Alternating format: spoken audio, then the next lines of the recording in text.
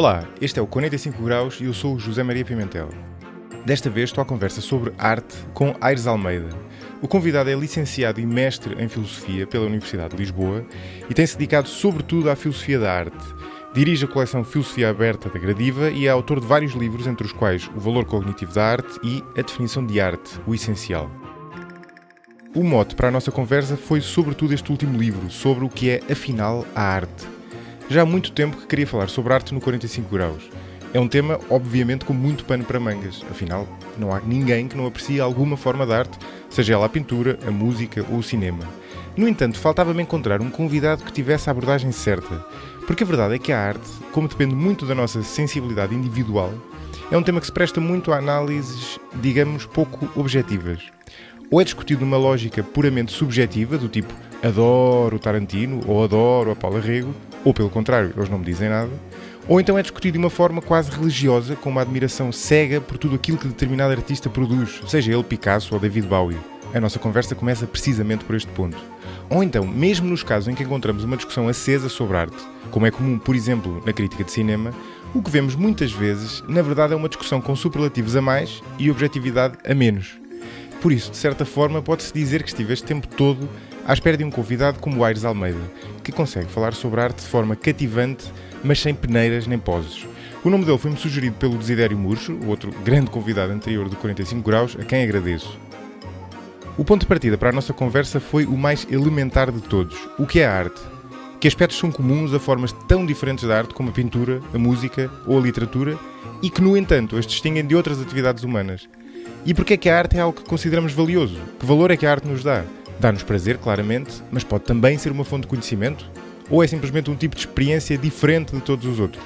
Enfim, foi uma conversa muito longa, mas cheia de substância, na qual percorremos uma série destes aspectos da natureza da arte. E apesar de termos falado de vários aspectos da arte e da nossa relação com ela, houve algumas coisas que ficaram de fora. Por exemplo, sabendo nós que a arte é algo com valor, como é que podemos avaliar determinada obra de arte? Como estabelecer o que torna uma obra melhor ou pior do que a outra? O que é que faz com que os Madre Deus sejam melhores do que o Kim Barreiros? Que critérios podemos usar? Enfim, talvez volte a convidar o Aires Almeida um dia destes para discutir estes temas. Finalmente, como de costume, queria agradecer aos novos mecenas do 45 Graus: Ana Bárbara Teixeira, Ana Raquel Guimarães, Nelson Gonçalves e Ricardo Santos.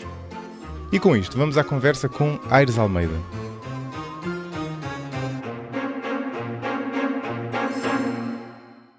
Aires, muito bem-vindo ao 45 Graus. Olá, o prazer é meu por estar aqui, obrigado pelo convite. Nós estávamos há bocadinho em off a conversar e eu decidi interromper para começarmos a gravar porque estava a ser demasiado interessante. Porque tu estavas a dizer que a arte para ti não é sagrada. O que parece assim, uma banalidade de dizer, mas a verdade é que a relação que muitas vezes se tem no espaço público com a arte, sobretudo com a arte, que se institucionalizou ser arte de qualidade, ou produzida por alguém que se institucionalizou ser um grande artista, é uma relação que é um bocadinho análoga a uma relação religiosa, não é? Porque é algo que deve ser admirado, mas que raramente é criticado. Não é? Criticado não no sentido de uma crítica necessariamente negativa, mas que não é discutido enquanto tal, não é? Cujos méritos já não são discutidos, não é? Já não são sequer postos em causa. Não é? Sim, porque muitas vezes as pessoas, quando pensam em arte, pensam nas obras de arte paradigmáticas, naquelas obras de arte que fazem parte da grande arte, tradição artística ocidental, ou não só ocidental, não é? Pensam em Leonardo da Vinci, pensam em Bach, pensam em, sei lá, grandes nomes Mas até mais contemporâneos, eu diria. Isso aplica-se a nomes muito mais próximos. Exatamente, o Picasso, ou seja lá o que for. Como reconhecem um grande valor às obras desses autores, referem a ideia de que toda a arte em geral é toda assim e não é. A arte tem coisas muito boas, tem coisas geniais, tem coisas péssimas, tem coisas muito más. Portanto, há boa e má arte. Eu acho até que a maior parte da arte é má. Bom, mas para mim isto é uma coisa que acontece em todas as áreas. A maior parte de tudo é má. Isto tem uma explicação até relativamente fácil, porque na arte, como na ciência, como na nossa vida cotidiana, nós tentamos resolver problemas, nós tentamos atingir objetivos, nós queremos fazer... E vamos errando. E até chegarmos onde queremos é muito difícil. Sim. Portanto, aquilo que se produz, até se chegar a alguma coisa que nos pareça realmente valiosa, não é assim tão valiosa. Portanto, tudo que nós fazemos é quase tentativa e erro. E, portanto, muitas das coisas que estão aí à mostra são tentativas e muitas dessas tentativas, acho eu, que podem ser tentativas honestas, mas os resultados de grande parte daquilo que se produz na arte é má arte. E, portanto, eu tenho a convicção que a maior parte da música é má, a maior parte da literatura é má, a maior parte da pintura é má. Agora, quem estiver a ouvir isto vai pensar logo que eu estou a falar de Leonardo da Vinci ou de Picasso. E o Picasso também tem obras más, não é? Claro, pois, isso era o que eu ia dizer. Sim. E todos eles têm. E, portanto, isto no fundo talvez até seja uma trivialidade. Mas a ideia de que a arte é sagrada é uma coisa ainda mais forte. Eu acho que a arte não é sagrada. Para já, acho que há má arte. Há má arte mesmo de bons artistas. Não é? Mesmo bons artistas. A mim sempre me fez um bocado de espécie, mesmo quando era relativamente novo, e eu sempre gostei muito de música, e havia certos autores, até mesmo na música popular, chamada música pop-rock, por exemplo. Eu lembro de haver colegas meus que gostavam de um determinado cantor, ou um determinado músico, e então tudo que esse cantor fazia era tudo bom. Eu lembro de ter colegas que gostavam muito do David Bowie, e então tudo que o David Bowie fazia era tudo, e eu também gostava muito, e de vez em quando ficava tremendamente decepcionado com coisas muito más que ele fazia. E sempre achei isso um bocado esquisito. Uma pessoa achar que tudo que vem daquela fonte é tudo bom. De qualquer maneira, eu acho que a arte não é sagrada, até porque acho que não há nada que seja sagrado. Mas se quiser colocar as coisas de uma forma mais ligeira, o sagrado tem conotações religiosas, etc., retirando daqui as conotações religiosas, a ideia de que a arte tem valor intrínseco, tem valor em si mesma, que não é um valor instrumental, não é porque serve para isto ou porque serve, tem valor em si mesmo, e por isso é nesse sentido que algumas pessoas encaram a arte como algo sagrado. Ora, eu acho que a arte não tem valor intrínseco. Eu acho, aliás, que nenhuma coisa, nem sequer as pessoas, têm valor intrínseco. Uma pessoa que dedique toda a sua vida, um serial killer, a vida dessa pessoa não tem valor intrínseco. Claro. Eu acho até que nem sequer tem grande valor. Sim, isso era outra conversa, mas a justificação que nós, ou a razão para fazer sentido nós considerarmos que toda a vida tem um valor intrínseco, não acho que seja por isso ser verdade necessariamente, mas porque a alternativa podia ter consequências perversas. Agora, é evidente que isso objetivamente não é verdade. O exemplo que deste é um exemplo evidente, não é? Exato. Ou seja, o que eu quero dizer com isto é, o problema é que se nós dessemos esse passo, provavelmente haveria consequências muito piores de considerar essa opção, não é? De que nem toda a vida tinha um valor intrínseco, não é? Mas isso é uma ideia muito corrente, que quando se pergunta a alguém, então dá-me lá exemplo de algo que tenha valor intrínseco. As pessoas dão um exemplo de a vida humana. Eu acho que não, é só uma questão de pensar um bocadinho. Sim. Atenção, dizer que não tem valor intrínseco não é a mesma coisa que dizer que não tem valor. Claro. Porque há valor que não é intrínseco, não é? E outro exemplo que normalmente se dá é a da arte. Olha a arte, olha a Última Ceia. Mas o que é a arte ter valor intrínseco neste caso, já agora, para quem nos está a ouvir? É ter valor por si mesma. Normalmente opõe-se intrínseco a instrumental. Neste sentido, Sim. ser instrumental ou é um fim em si mesmo, ou é um meio. Para alcançar um outro fim qualquer. Esse fim pode ser dar prazer, dar satisfação estética, aprendermos com isso. Podem ser muitas coisas, não é? Criar valor, etc. Eu acho que a arte não tem valor intrínseco, porque é uma coisa muito difícil de explicar em que sentido é que a arte poderia ter valor intrínseco. É mais... Às vezes as pessoas, quando dizem que a arte tem valor intrínseco, é como eu aqui estou a citar um outro filósofo, Noel Carroll, é uma maneira de desistir de explicar qual é o valor da arte. Tem valor em si mesma. Claro, é porque não é palpável, não é palpável e não é necessariamente identificável e compartimentalizável em partes, não é? Ou seja, no fundo, onde eu presumo que esse debate surge é que tu dizes... uma determinada peça de arte tem este valor instrumental e uma vez identificando esse valor instrumental pergunta-se, e isso esgota o valor dela, não é? E quem continua a apreciar aquela arte e acha que ela vale mais do que simplesmente ela ser didática ou ter uma mensagem política, por exemplo, ou ter um pendor religioso, ficará descontente com essa resposta porque entende que ela não perde valor, não deixaria de ter valor mesmo que nós lhe retirássemos essa utilidade mais instrumental para um determinado fim, não é? Sim, porque, aí também podes dizer, ok, uma obra de arte não tem que suscitar o mesmo tipo de reação a todas as pessoas. Certo. Há pessoas que são insensíveis à arte, não é? E, portanto, imagina que defendes uma perspectiva hedonista da arte, que a arte tem valor porque... Apenas pelo prazer que dá. Sim. Exatamente. Agora, que tipo de prazer? Ok, podes defender que é um prazer superior, como alguns filósofos defendem. Podes dizer que é um prazer não meramente perceptual, não é um prazer meramente auditivo, não é um prazer meramente visual. Quando ouves uma peça musical, uma sinfonia, seja o que for, o prazer não é meramente auditivo, porque há uma interpretação daquilo que se ouve e vês como é que as várias partes da música se conjugam e retiras prazer disso, não é meramente perceptual, não é? Ou meramente auditivo, se quiseres. E, portanto, não temos de dizer que uma obra de arte tem que gerar ou produzir esse efeito em todas as pessoas. Tem a ter a capacidade de o produzir, porque há pessoas que são insensíveis à arte, não é? Claro. Eu, quando vejo, uma vez fiz uma radiografia aos pulmões, o médico mostrou-me e disse: está a ver, tem aqui uma cicatriz de uma grande gripe que teve quando era pequeno. E eu disse-lhe que não havia ali nada, havia ali manchas. Claro. Portanto, Já sou todos passámos por insensível, alguma desse género. não estou preparado para entender aquilo. Mas ele, que está habituado àquilo, estudou e está familiarizado com isso, vê lá aquilo que eu não consigo ver. E, portanto, não estou a dizer que todas as obras de arte têm que produzir nem sequer o mesmo efeito em todas as pessoas. Mas as pessoas estão... essa ideia de que há certas obras de arte que são como que sagradas, querem dizer que seria um crime destruí-las, por exemplo. Um crime contra a própria, humanidade e contra a própria arte. E eu concordo que algumas obras de arte têm essa característica. Porquê? Porque o tipo de coisa que nós retiramos, o tipo de satisfação, seja lá esse prazer, seja satisfação estética, seja compreensão de alguma coisa, seja conhecimento de algum tipo, que retiramos dela, é algo que só ela nos pode dar. E, portanto, destruindo essa obra, se calhar deixamos de ter esse tipo de experiência da mesma maneira. E, portanto, isso seria privar as pessoas de retirar esse tipo de benefício do contacto com determinada obra de arte. Mas isto é diferente de ela ter valor intrínseco. Claro. Aliás, isto é mesmo, estou a dizer mesmo que isto é um valor instrumental. É valor puramente instrumental, sim. Não queria gastar muito tempo neste debate filosófico, não tenho a certeza que isto interesse a todos os ouvintes, mas ainda assim, uma última coisa em relação a esta questão é que, apesar de tudo, parece-me um pouco diferente da questão da vida, não é? Quando se alega que a vida é um fim em si mesmo, esse argumento surge, e na maior parte das vezes, com um fim meritório, para evitar determinados atos que ponham em causa a vida humana no meio de uma equação que tem um determinado objetivo, não é?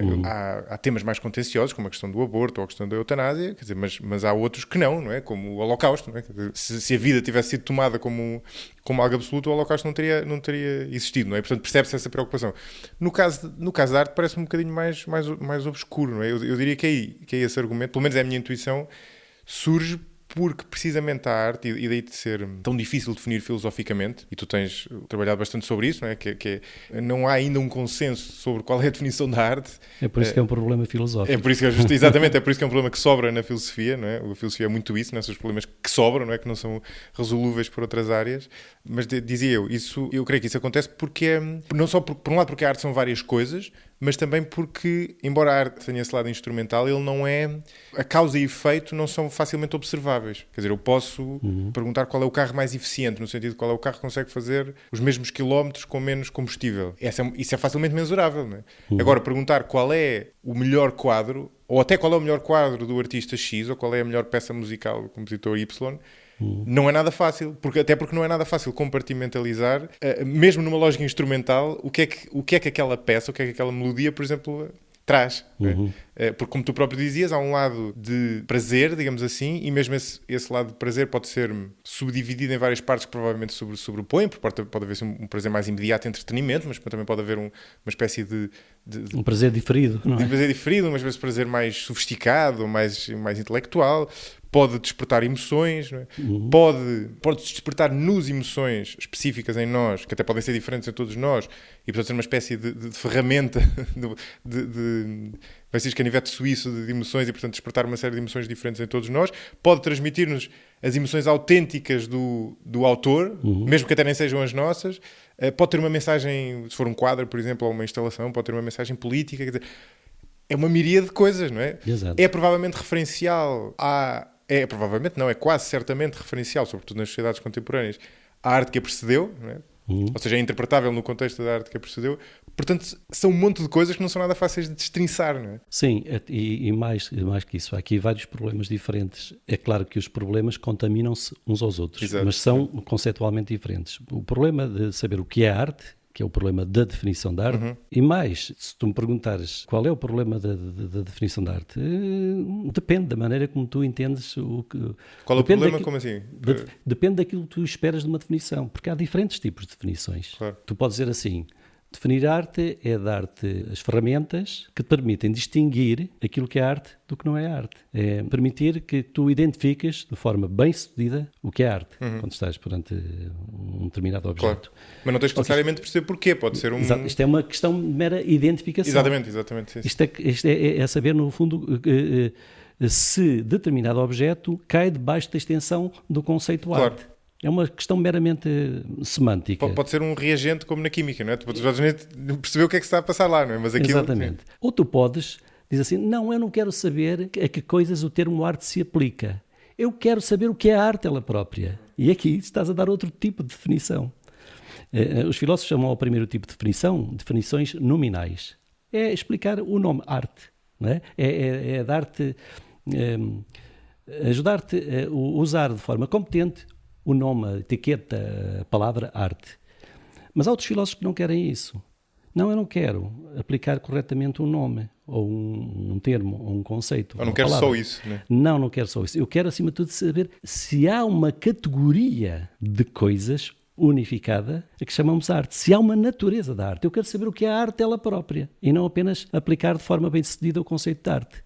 Então aí temos outro tipo de definição, que os filósofos normalmente chamam de uma definição real, por oposição às definições nominais.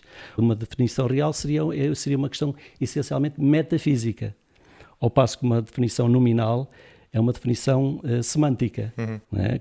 É mais ou menos como aquilo que fazem os dicionários. Sim. Só que nenhum dicionário te vai dizer a arte é isto e te dá lá uma definição que te deixa satisfeito, não é? E por isso é objeto de discussão entre os filósofos. Mas é uma questão definir o que é arte. Outra questão que é normalmente confundida com a questão da definição da arte é dizer porque é que a arte é importante, porque é que a arte tem valor, enquanto arte, não é? Enquanto mercadoria. Também tem valor de mercado, não é? Mas enquanto arte. A primeira depende da segunda, ou não? Há quem considere que a segunda depende da primeira. Ah, sim? Sim. Há quem defende que responder a uma às duas é a mesma coisa que responder a uma só pergunta, e há quem considere que são coisas distintas. E eu acho que são coisas distintas. Eu digo que, ou pelo menos a minha intuição é que a primeira depende da segunda, na medida em que aquilo que é arte depende do valor que é dado à arte, porque a arte só existe enquanto algo que é valioso, ou potencialmente valioso, pelo menos, o que não significa que não haja uma escala de valor e que não haja uma miríade de tipos de valor, não é?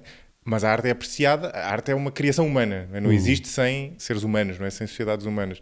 E é assim porque nós consideramos que é algo valioso, ou pelo menos potencialmente valioso. Pode haver má arte, não é? Mas aquilo que se cria musicalmente é potencialmente valioso. Porque é que nós persistimos ao longo de gerações e gerações em criar arte, em apreciar arte, em praticamente todas as culturas. Sim.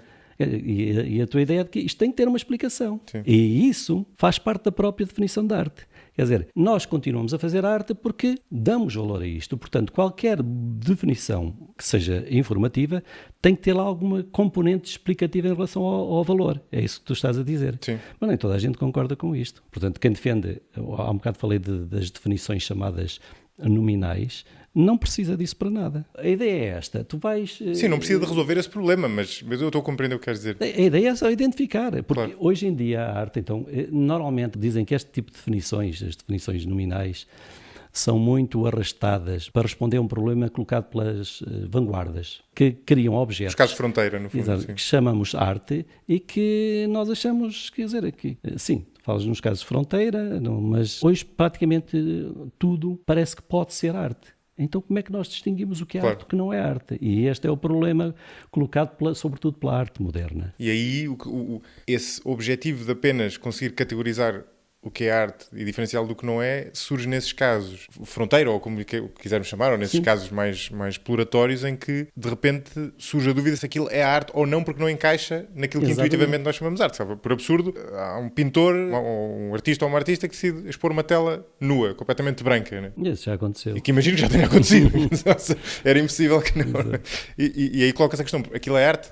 É ou não é? Mas essa definição nominal da arte, filosoficamente, não é especialmente interessante, não é? Porque não vai explicar porque é que aquilo tem valor, ou pelo menos tem potencialmente valor, vai simplesmente dizer que que aquilo pode ser considerado arte porque, e uma das eu suponho que isto vem do teu livro que eu li, portanto, daí eu estar dentro deste tema, mas suponho que uma das definições que caiam nesta tenda são as definições históricas ou institucionais, que dizem que aquilo é arte porque surge num contexto histórico ou institucional em que aquilo é tido como arte, porque foi publicado numa galeria de arte e foi apreciado... Porque aquilo adquiriu o estatuto de obra de arte. Portanto, há uma grande diferença entre as teorias mais tradicionais que procuram a natureza da arte, que procuram saber o que é que a arte tem de especial e que unifica toda aquela classe de objetos que nós classificamos como arte, essa categoria.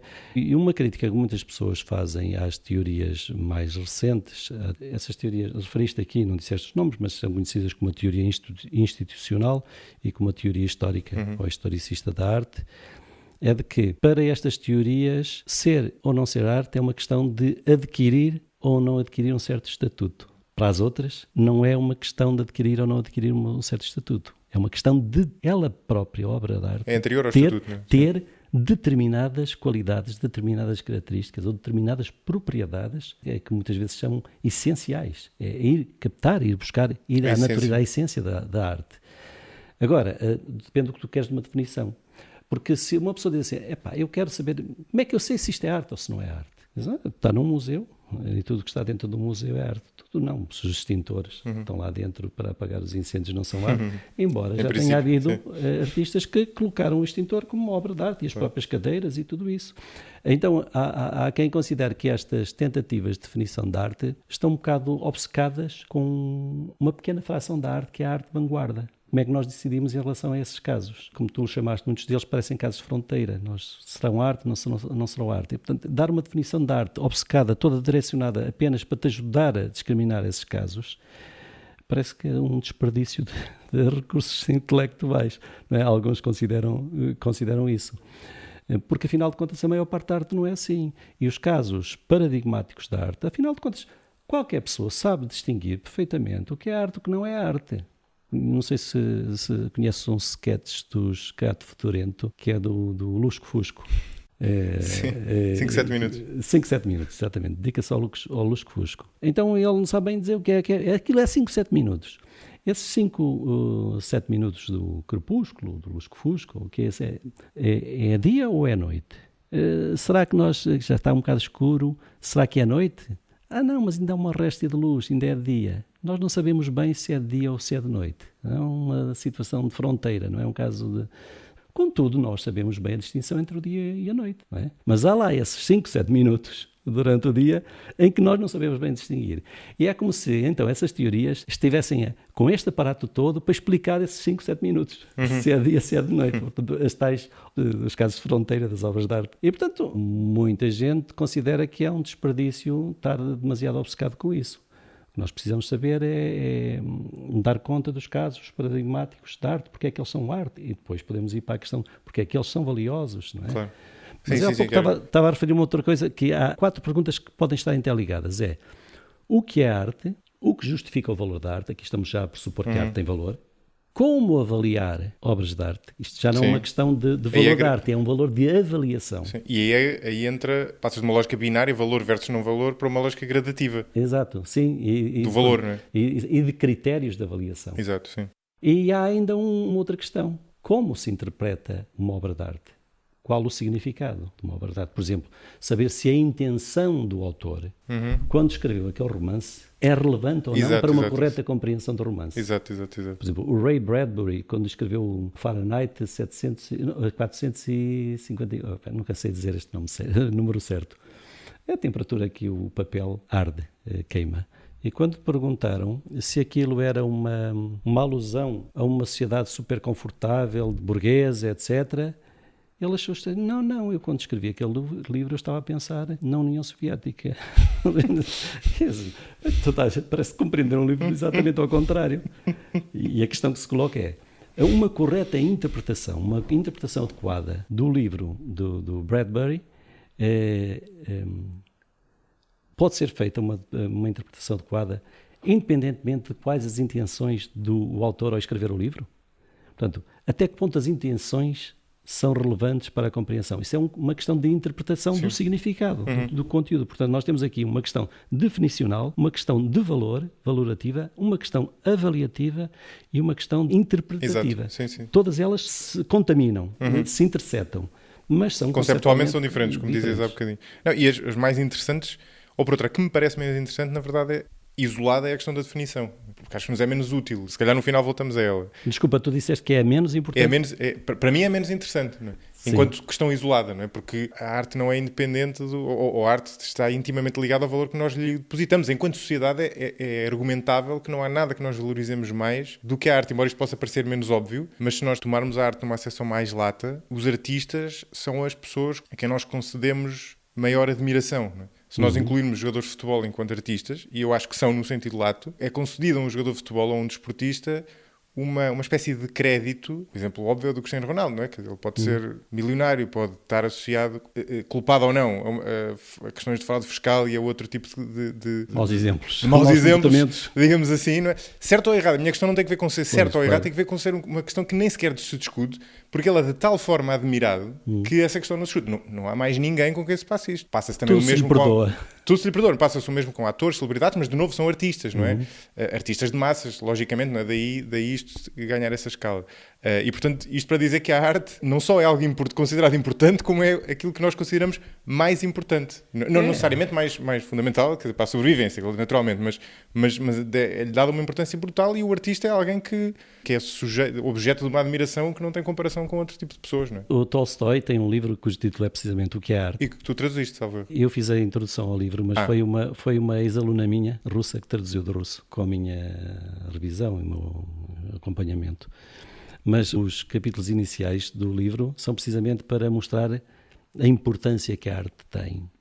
A quantidade de dinheiro que se gasta com as artes, com o fomento das artes, com a promoção das artes, com a aprendizagem das artes, a importância que os artistas têm. Há nomes de ruas com artistas, os artistas são glorificados, etc. Há vidas inteiras que são desde crianças dedicadas, entregues à arte, como sempre bailarinas e bailarinos que desde tenra idade são obrigados a fazer sacrifícios incríveis para andar em pontas dos dedos dos pés, que não têm outro tipo de vida a não ser os ensaios, os treinos, para serem grandes artistas que passam horas e horas a tocar piano durante o dia, adolescentes, pré-adolescentes que deviam estar a brincar, etc., e que passam horas e horas, fazem calos, não têm outro tipo de vida e depois ficam um bocadinho até um pouco malucos quando forem mais crescidos.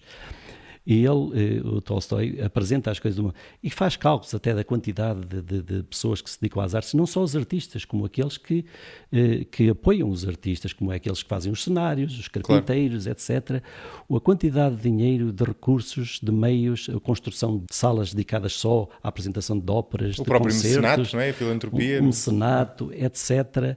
E isto no tempo do Tolstói, que agora vamos multiplicar isto por muito mais. Sim, ele sabia, não é? Claro. Que dificilmente encontra uma outra atividade que requer tantos recursos, tantos sacrifícios, inclusivamente ele, aliás, critica essa, diz que é desumano e é imoral pais porem os filhos desde crianças a aprenderem uma arte, obrigá-los a aprender uma arte e a prescindir de todas as outras coisas que a vida lhes pode facultar, para um dia serem aqueles génios do piano ou andar nas pontas dos pés como bailarinos, etc. Portanto, de facto, isso mostra uma coisa. Isso para ele é uma questão empírica. Nós damos, de facto, muito valor à arte. E precisamos explicar isso. Sim. Precisamos explicar isso. Vale a pena continuarmos a fazer arte? Afinal de contas, porquê? Como diz um psicólogo, cujo nome agora não me recordo, ele diz que se um marciano viesse para aí, um extraterrestre inteligente, mais inteligente que nós, descobrisse a Terra e decidisse estudar-nos, o que é que eles fazem, o que é que eles não fazem, porque é que fazem isto, porque é que fazem aquilo, a coisa mais estranha que eles encontrariam, diz ele, compreendia porque é que as pessoas trabalham, porque é que se dedicam à ciência, mas à arte. Qual é a função que a arte tem na vida destas pessoas? Porque é que esta gente dá tanta importância à arte? Se é que nessa civilização não teriam também arte. E, portanto, essa é a questão mais... Claro, eu concordo com ele, já pensei várias vezes nisso. É precisamente por a arte ser reconhecido esse valor, essa importância, que há muita gente interessada em ser artista e em produzir arte. E é por isso que há muita má arte. Esta é a razão porque há. Sim. Bom ponto. Sim. E, portanto, é como, repara, é como nesses concursos televisivos de talentos, a quantidade de rapazes e raparigas que vão lá, querem ser grandes cantores e vão para lá cantar e, coitados, não fazem a mínima ideia do que é cantar, do que é música, etc. Mas porquê ser músico, ter esse prestígio social, essa importância e esse destaque tem, atrai muita gente para esse tipo de atividades. E, portanto, é natural que haja muito uma arte. Mas é como tu dizias no início, qualquer atividade humana tem uma curva de distribuição de qualidade e tem uma cauda grande que é má, pelo menos em comparação. É bastante pior do que é muito bom, não é? Pois. E há uma falácia que muitas vezes se comete. Pelo facto de arte, eu há pouco disse que acho que a arte não é sagrada, nem tem valor intrínseco sequer, mas isso não é a mesma coisa que dizer que a arte não tem valor, que não é uma coisa muito valiosa, claro que é. A arte, em geral. Daí não segue que toda e qualquer obra de arte tenha valor. Portanto, é uma falácia. Aliás, essa falácia até tem um nome, costuma-se dar um nome da falácia da divisão, que é aquilo que é a propriedade de um todo como se fosse transferida para cada elemento do todo. Exato, isso não é falacioso. E neste caso poderíamos acrescentar que também não é verdade que esse valor seja o mesmo para toda a gente. Exato. Esse valor instrumental, não é? Claro. Mas este ponto é importante, porque quer dizer que a arte pode ser uma coisa com muito valor e, no entanto, a maior parte das instâncias, dos casos, dos objetos de arte, não terem, e eu acho que a maior parte deles não tem valor nenhum. Eu acho que não vejo problema nenhum em destruir certas obras de arte. Não é? Claro que algumas pessoas ficam com os cabelos em pé. Pensam logo nos talibãs que destruíram as estátuas do Buda e pensam logo nessas... Mas a verdade é que já houve... Os próprios artistas, muitas vezes, destroem as suas obras de arte. Sim, eles são muitas vezes os principais, têm consciência, os principais atores desse... Exatamente, têm consciência. Aliás, há um artista que é o Gerhard Richter, que uma das grandes tarefas que ele encontrou para a sua vida artística, já no período final, foi destruir grande parte das coisas que ele tinha pintado, porque achava que não tinham qualidade. Pronto, imagina que ele tinha morrido antes de ele fazer esse trabalho. Elas continuavam nos museus, continuavam, no entanto, e o próprio artista acha que elas não têm grande qualidade. Na verdade, grande parte, como eu disse, não tem qualidade e, portanto, não vejo mal nenhum. Aliás, basta pensar na quantidade de recursos que são gastos para preservar a gigantesca quantidade de obras de arte que são produzidas todos os dias. Eu vou pensar só nas obras de arte, por exemplo, na pintura, na escultura, etc. Isto leva a uma questão curiosa, que é a da ontologia da arte. Que tipo de coisa é certas obras de arte? Nas obras de arte performativas, por exemplo, uma pintura é um objeto particular, concreto, está num lugar, num espaço, está numa parede, não é? Mas uma sinfonia não é. Onde é que está uma sinfonia? Também não está na partitura, porque a partitura é papel e tinta. Claro. Nem no CD, porque há milhares de CDs iguais e está num ou noutro. Isso é outra questão. Mas o dinheiro, a quantidade de recursos que se gastam, os museus, para além daquilo que mostram, eu não sei se, por exemplo, o Museu do Louvre mostra apenas, eu acho que nem 10% dos... Sim, é uma fração ínfima, sim. E todos os museus mostram. E depois, para preservarem as obras de arte, muitas delas que nunca chegam a ser expostas, nunca, talvez são emprestadas, mas algumas que não, têm que ter armazéns com condições de climatização bastante rigorosas, bastante exigentes, pessoas lá terem... rios de dinheiro que se gastam a preservar obras de arte que ninguém vê. E que estão lá a ocupar espaço, e eu não vejo porque é que muitas obras de arte não podem ser destruídas. É claro que agora coloca-se quem é que decide quais são as que vão ser destruídas e as que não são. Eu acho que isso é um problema, mas não é um problema tão grande quanto isso. Mas estávamos a falar do valor, portanto, há muitas obras de arte particulares que não têm valor nenhum. Algumas até teriam quase desvalor. O problema aí, digo eu, tem que ver com o facto de, se for um determinado artista que seja considerado genial e que possa ter obras menos boas, essas obras não deixam de ser interessantes do ponto de vista informativo, até para uma eventual biografia. Por outro lado, um dos desafios que rodeia a arte e que tem que ver precisamente com tudo isto com o valor da arte ser pouco palpável e, portanto, sujeito a enganos. Um dos desafios é que, muitas vezes, a nossa percepção do valor da arte muda, a nossa percepção da humanidade, né, da sociedade, se nós quisermos, muda ao longo do tempo. Desculpa lá interromper-te, mas a questão é que há outro tipo de valor misturado. Quando tu falas num artista que é um gênio, um artista consagrado, e que tem obras que fez que são menores e que ele próprio estaria até disposto a deitar fora, A questão é que isso passa a ter valor de mercado, valor comercial. Claro. E destruí-las é destruir um valor que é um valor de mercado. Sim. Mas já nem vou... Mas eu não estou a falar do valor da arte enquanto mercadoria, nem enquanto valor afetivo. Tu repara, tu dizes assim, quanto é que me dá por aquele quadro? Portanto, eu gosto muito desse quadro que tens aí na parede. Queria comprá-lo. Quanto é que me dás? E eu disse, não vendo, eu gosto dele. E ele faz uma oferta muito grande. 10 mil euros. E eu digo assim, alto lá, 10 mil euros. Mas eu digo assim, não. Este quadro foi-me oferecido pelo meu avô, no dia antes dele morrer, e disse-me, olha, tens aqui este quadro que eu gosto muito, quero que fiques com ele, não sei o quê.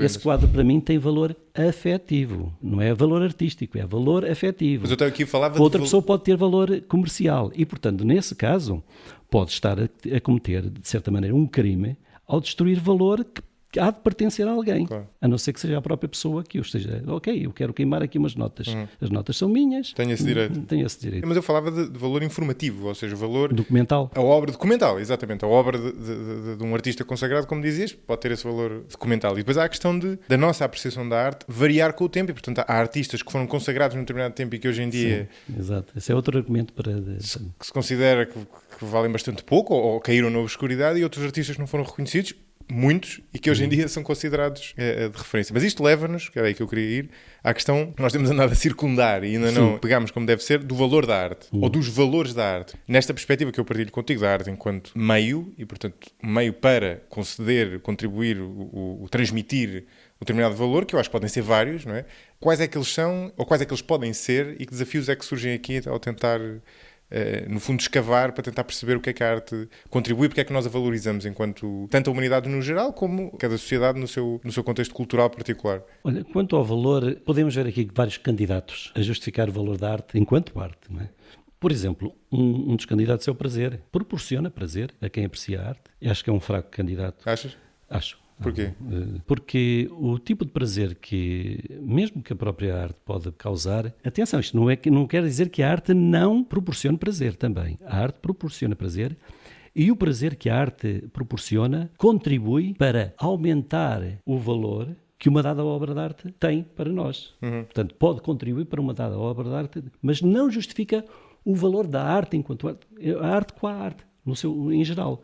Porquê? Porque, repara, se o valor da arte fosse o prazer proporciona, então havia coisas muito mal explicadas, porque o prazer é uma coisa muito importante para nós. Que tipo de prazer? Começamos logo por Pois, justamente. Então, se o sexo proporciona prazer, então os Estados deviam promover as trocas sexuais e as experiências sexuais das pessoas, e isso tudo não faz muito sentido. Sim. As drogas proporcionam prazer. Mas aí tem outras desvantagens. Né? Não, inegavelmente... Mas eu entendo o que tu queres dizer. Sim. As drogas proporcionam inegavelmente prazer. É por isso que as pessoas tomam drogas. Evidente, claro. E, no entanto, não se promove o uso de drogas pelo Estado, nem isso é uma coisa que seja avaliada. É claro que tu podes dizer, ok, proporcionam prazer, mas à custa de o sofrimento a dobrar, ou a triplicar, etc. Podes dizer isso, ok. Não sei se conhece uma experiência mental inventada por um filósofo, Robert Nozick, que é a chamada máquina de experiências.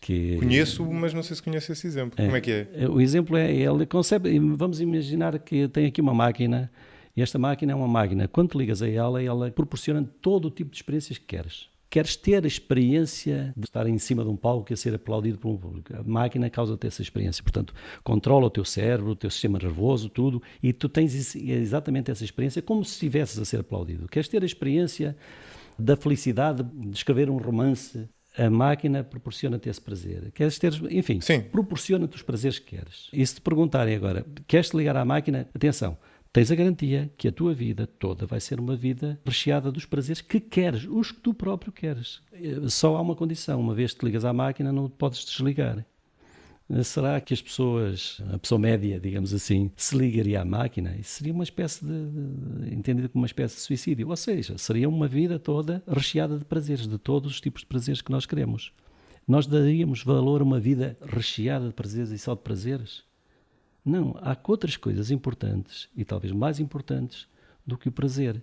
Mas ou seja, tu só terias acesso àquele tipo de experiência, não? Ou seja, perdias o acesso à tua experiência normal de vida, é isso? Porque a máquina te dava as experiências que tu quisesses. Se não queres ter uma experiência dolorosa, não a tens. A experiência de ver um familiar Mas morrer, podias não agir, não é? Podias não... Não a tens, só tens experiências de prazer. Só experiências de prazer. Ok, estou a entender. Portanto, quer dizer, nós quereríamos uma vida assim? Não quereríamos. Mas, além disso, nós sabemos que, por exemplo, repara, há pessoas que fazem a diferença entre arte e entretenimento. Era aí que eu ia chegar, justamente por causa dessa questão do prazer. Se para ti o entretenimento é arte. Ou por outra, se as duas coisas são compatíveis, claro que há entretenimento que não é arte, não é? Mas se o entretenimento pode ser arte, ou se de alguma forma, e eu acho que no meio artístico muitas vezes há esse preconceito, nos filmes são talvez o exemplo mais óbvio, e também na música, algo que entretém, não é? Algo que dá esse prazer mais imediato, falo às custas do valor artístico, se quisermos. Não tem de ser, porquê? Existe muito essa lógica, no sentido em que, para se dar esse prazer imediato, para ser um filme que entretém, será um filme menos profundo, por exemplo. E o que é isso de um filme ser profundo? Um filme cuja mensagem seja mais filosófica, se quiser. Um filme que toque emoções menos superficiais, não é? Que tenha que ver com a dor de perder o filho, ou que tenha que ver com... Então, no fundo, o que tu estás a dizer... Eu não estou a comprar esse argumento, estou a expor. Ser mais profundo quer dizer que nos dá mais conhecimento, que nos permite compreender melhor certas coisas, e tu já estás a deixar o prazer. Só que tudo isto é muito fugidio, porque nós podemos considerar que há outras formas de prazer, ou seja, alguém que, um apreciador de Dostoiévski, dirá que sente que o livro lhe dá várias coisas, mas também prazer. Só que não é esse tipo de prazer, é um prazer mais dir-se-ia elevado, não é? Sim, superior, como diz Stuart Mill. Sim, é claro que podemos falar em diferentes tipos de prazer, mas mesmo fazendo essa distinção entre diferentes tipos de prazer, eu acho que o prazer não explica tudo, não explica o valor da arte. Sim. Nós não damos o valor que damos à arte, quer dizer, a arte não tem, em geral, o valor que tem. Sim, não tem o valor social que tem apenas pelo prazer. Agora falaste em valor social, que é curioso, que eu não introduzi a palavra social. Se fores dizer às pessoas, bom, isto é uma coisa muito importante porque dá prazer, quer dizer, isso mesmo em termos sociais, isso não é muito convincente. Que é individual, é outras coisas. Exato. Aliás, porque mesmo que tu digas que a arte dá outro tipo de bens, de coisas boas que te proporciona, sei lá, o conhecimento, etc., mesmo aí, nós podemos dizer que umas pessoas não retiram conhecimento nenhuma dela e outras retiram. O facto de dar a toda a gente, o facto de ter capacidade de dar, e de conhecimento é importante. Há um texto conhecido sobre a trivialidade cognitiva da arte, que é do Stolnitz, que ele diz que a arte proporciona-nos conhecimento sobre várias coisas, mas esse conhecimento é conhecimento de trivialidades, de coisas banais, de coisas que nós já sabemos. Portanto, aquelas pessoas que dizem que vão buscar a literatura e tudo, grandes coisas que conheceram, aos clássicos, etc. Não, vais buscar banalidades que tu já sabes, só que apresentadas de uma forma interessante. Esta é a tese dele. O que não é despiciando a forma como é apresentado. Exatamente. Portanto, diria, os candidatos para o valor da arte, um é o prazer, uma perspectiva hedonista. Sim. Outra é o conhecimento, uma perspectiva cognitivista.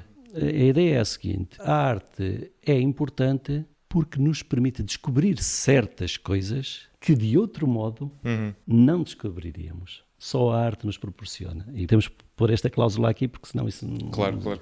Como por exemplo? Olha, por exemplo, a arte que testa a tua capacidade perceptiva. A discriminação perceptual, por exemplo, de sons, de detalhe naquilo que ouves. Portanto, a arte, por exemplo, na música, obriga-te a prestar atenção a muitas coisas que estão a acontecer ao mesmo tempo e conseguir discriminá-las. Padrões sonoros, que o ouvido normalmente não ouve, mas que, por serem apresentados de uma forma cativante, leva o ouvido a descobrir, ou o olho a descobrir padrões, a descobrir efeitos visuais que de outra maneira tu não descobririas. Há quem diga que, por exemplo, um quadro ou até uma fotografia nos faz ver aquilo que nós tínhamos sempre à nossa frente e não conseguíamos ver. Ok, era aí que eu ia chegar, sim.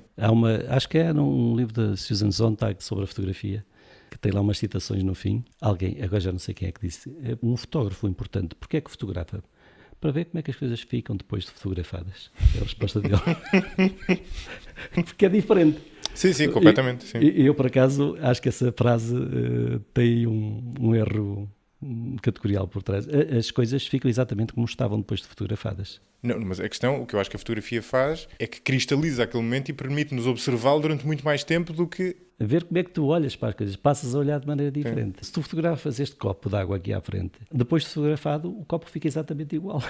A fotografia não interfere nas moléculas nem nas... É verdade, mas olha que eu acho que há outro lado, e essa é uma das minhas prototeorias a pensar neste tema, Uma das coisas que eu acho que a arte faz desde sempre, e por exemplo a fotografia passou a fazer isso também de maneira diferente, é que é uma espécie de super estímulo aos nossos sentidos. Exato. Faz os nossos sentidos discriminarem coisas, detectarem coisas. É como se fosse um teste à nossa percepção. E, portanto, torna-nos perceptualmente mais atentos, perceptualmente mais ativos e, portanto, enriquece a nossa percepção. Sim. E vamos, a percepção faz parte, é um elemento fundamental do conhecimento. Porque nós, quando pensamos em conhecimento, nós estamos normalmente a pensar, muitas vezes, no conhecimento a que os filósofos chamam proposicional. Eu sei que isto é assim, que aquilo é assado, mas há conhecimento que não é conhecimento proposicional, não é conhecimento de verdades ou conhecimento de factos. Quando tu consegues discriminar melhor com o ouvido certos sons, encontrar na paisagem que fez coisas que antes não tinhas conseguido ver, tu estás a enriquecer-te em termos cognitivos. Eu acho é que isso está misturado. Lá está, isto conceptualmente, como tu dizias há pouco, são questões diferentes, mas na prática estão misturadas. Eu acho que isto está muito misturado com a questão do prazer, não é? Claro. O argumento que eu te estava a dar é um argumento, de certa forma, de prazer. De prazer, isto é, pensa, por exemplo, nos retratos do Velázquez, por exemplo, para dar um exemplo. Que eram e são amplamente elogiados por narrativa varia, mas é expressões, a capacidade de captar naquele momento as microexpressões e a alma daquela pessoa, por exemplo. O que aquilo está a fazer, tu podes considerar que está a dar informação, mas também me parece que está, de certa forma, a sobreestimular a nossa capacidade de ler caras. Não é? Nós temos uma capacidade grande de ler caras, não é? De ler expressões. Se de repente um artista muito dotado conseguir pôr num quadro alguém, se aquilo fosse uma fotografia, eu até diria que não seria em nenhum momento. Aquilo é a conjugação de várias fotografias tiradas pela mente dele, mais uma dose de imaginação que produz, pelo menos do ponto de vista de muitas pessoas, algo que é melhor do que a realidade, se quiseres. Da mesma forma que um bolo tem muito mais açúcar do que qualquer fruta que encontras na natureza. Não é? Mas estás a focar em um aspecto muito importante, que é, eu disse há um bocado que o hedonismo não é o principal candidato a explicar o valor da arte, mas tem de estar lá. Porquê? Lá está. Mesmo para tu descobrires essas coisas na arte, o prazer é que te leva lá. Bom ponto, sim. Ou seja, o prazer é como o engodo para o peixe. Para o peixe morder, para ir lá, neste caso a analogia não é muito boa porque o peixe sai-se mal. Mas é uma espécie o peixe somos nós, não é? Nesta analogia. Para tu aprenderes isso, tens que... O prazer é que te leva lá. O exemplo do açúcar não é mau nesse sentido, não é? O exemplo do açúcar é excelente. Portanto, o prazer é um ingrediente, mas esse ingrediente não explica... O valor que nós lhe damos. O prazer é quase instrumental aí também, para chegar àquilo que é realmente importante. Tu repara uma coisa... Há uma grande discussão na arte sobre, por exemplo, as pessoas gostam de ouvir música triste. Aquilo que chamam música triste, porque a música, em bom rigor, não é triste nem alegre. A música são sons. Claro. A música é física e matemática e a tristeza é um sentimento, é um estado mental e, portanto, a música não tem estados mentais. Logo, a música não é triste nem é alegre.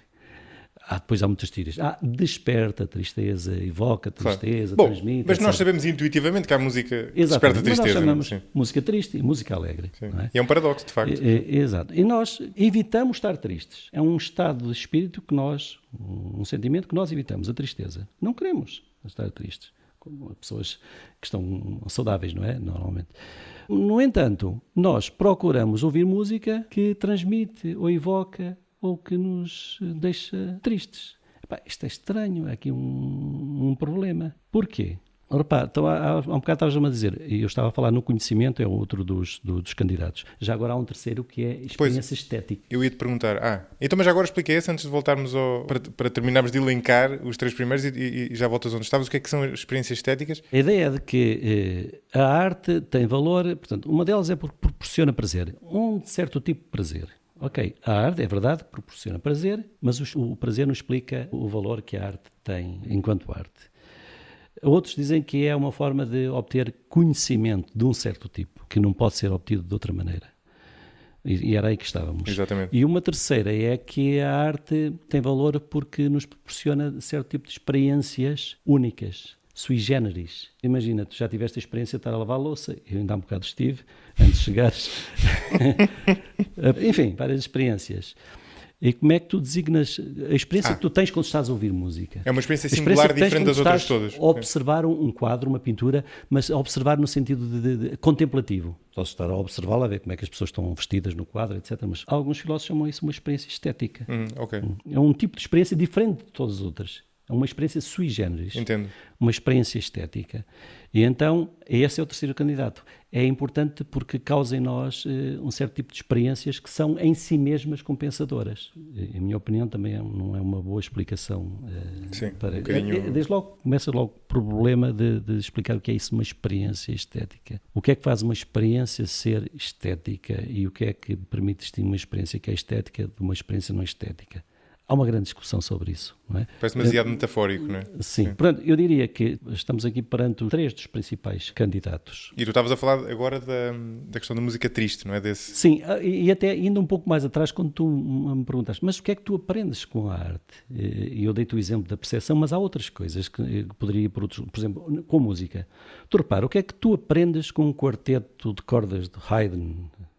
É música, aquilo que se chama música pura, instrumental. Não tem palavras, não tem, ninguém canta, nem nada, nem é um poema sinfónico, como alguns compositores pegam numa obra, assim falava Zaratustra. Ok, põe aquilo em música, mas o título sugere-nos logo o que é que nós devemos ver naquela música, claro. Neste caso do Richard Strauss. Pensa em música pura, puramente instrumental. Quarteto de cordas. Ou, enfim, não é preciso ir para a música clássica, mesmo na música ligeira há muita coisa assim. O que é que tu aprendes realmente com aquilo? O que é que aprendes com música?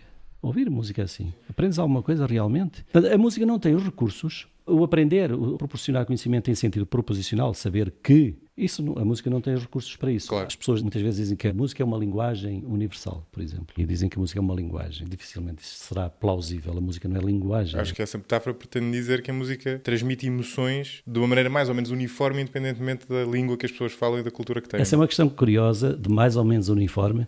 Há experiências empíricas portanto, de psicólogos e de antropólogos e de musicólogos que fazem em diferentes culturas, que não têm contacto com a música de outras culturas, e perguntam, por exemplo, uma música em dó menor, com muito arrastada, etc., que todos nós aqui, por exemplo, na Europa, consideramos uma música triste.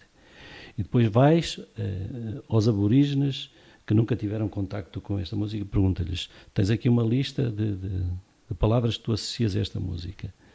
E para eles verem se entendem a música da mesma maneira, se a música a eles, se não é uma questão cultural aquilo que a música transmite às pessoas. E há experiências nesse sentido que mostram que, de facto, tu vais para sítios em que têm tradições musicais muito diferentes, com pessoas que não têm grande contacto com a música ocidental, e encaram aquilo que nós aqui encaramos como música triste, também como triste. Curioso isso, sim. Okay, faz todo sentido, o resto, mas essas mostra que parece tal ideia de uma linguagem universal, não é? Mas estas experiências ainda estão a ser realizadas, claro. Várias experiências, e tem-se publicado sobre isso.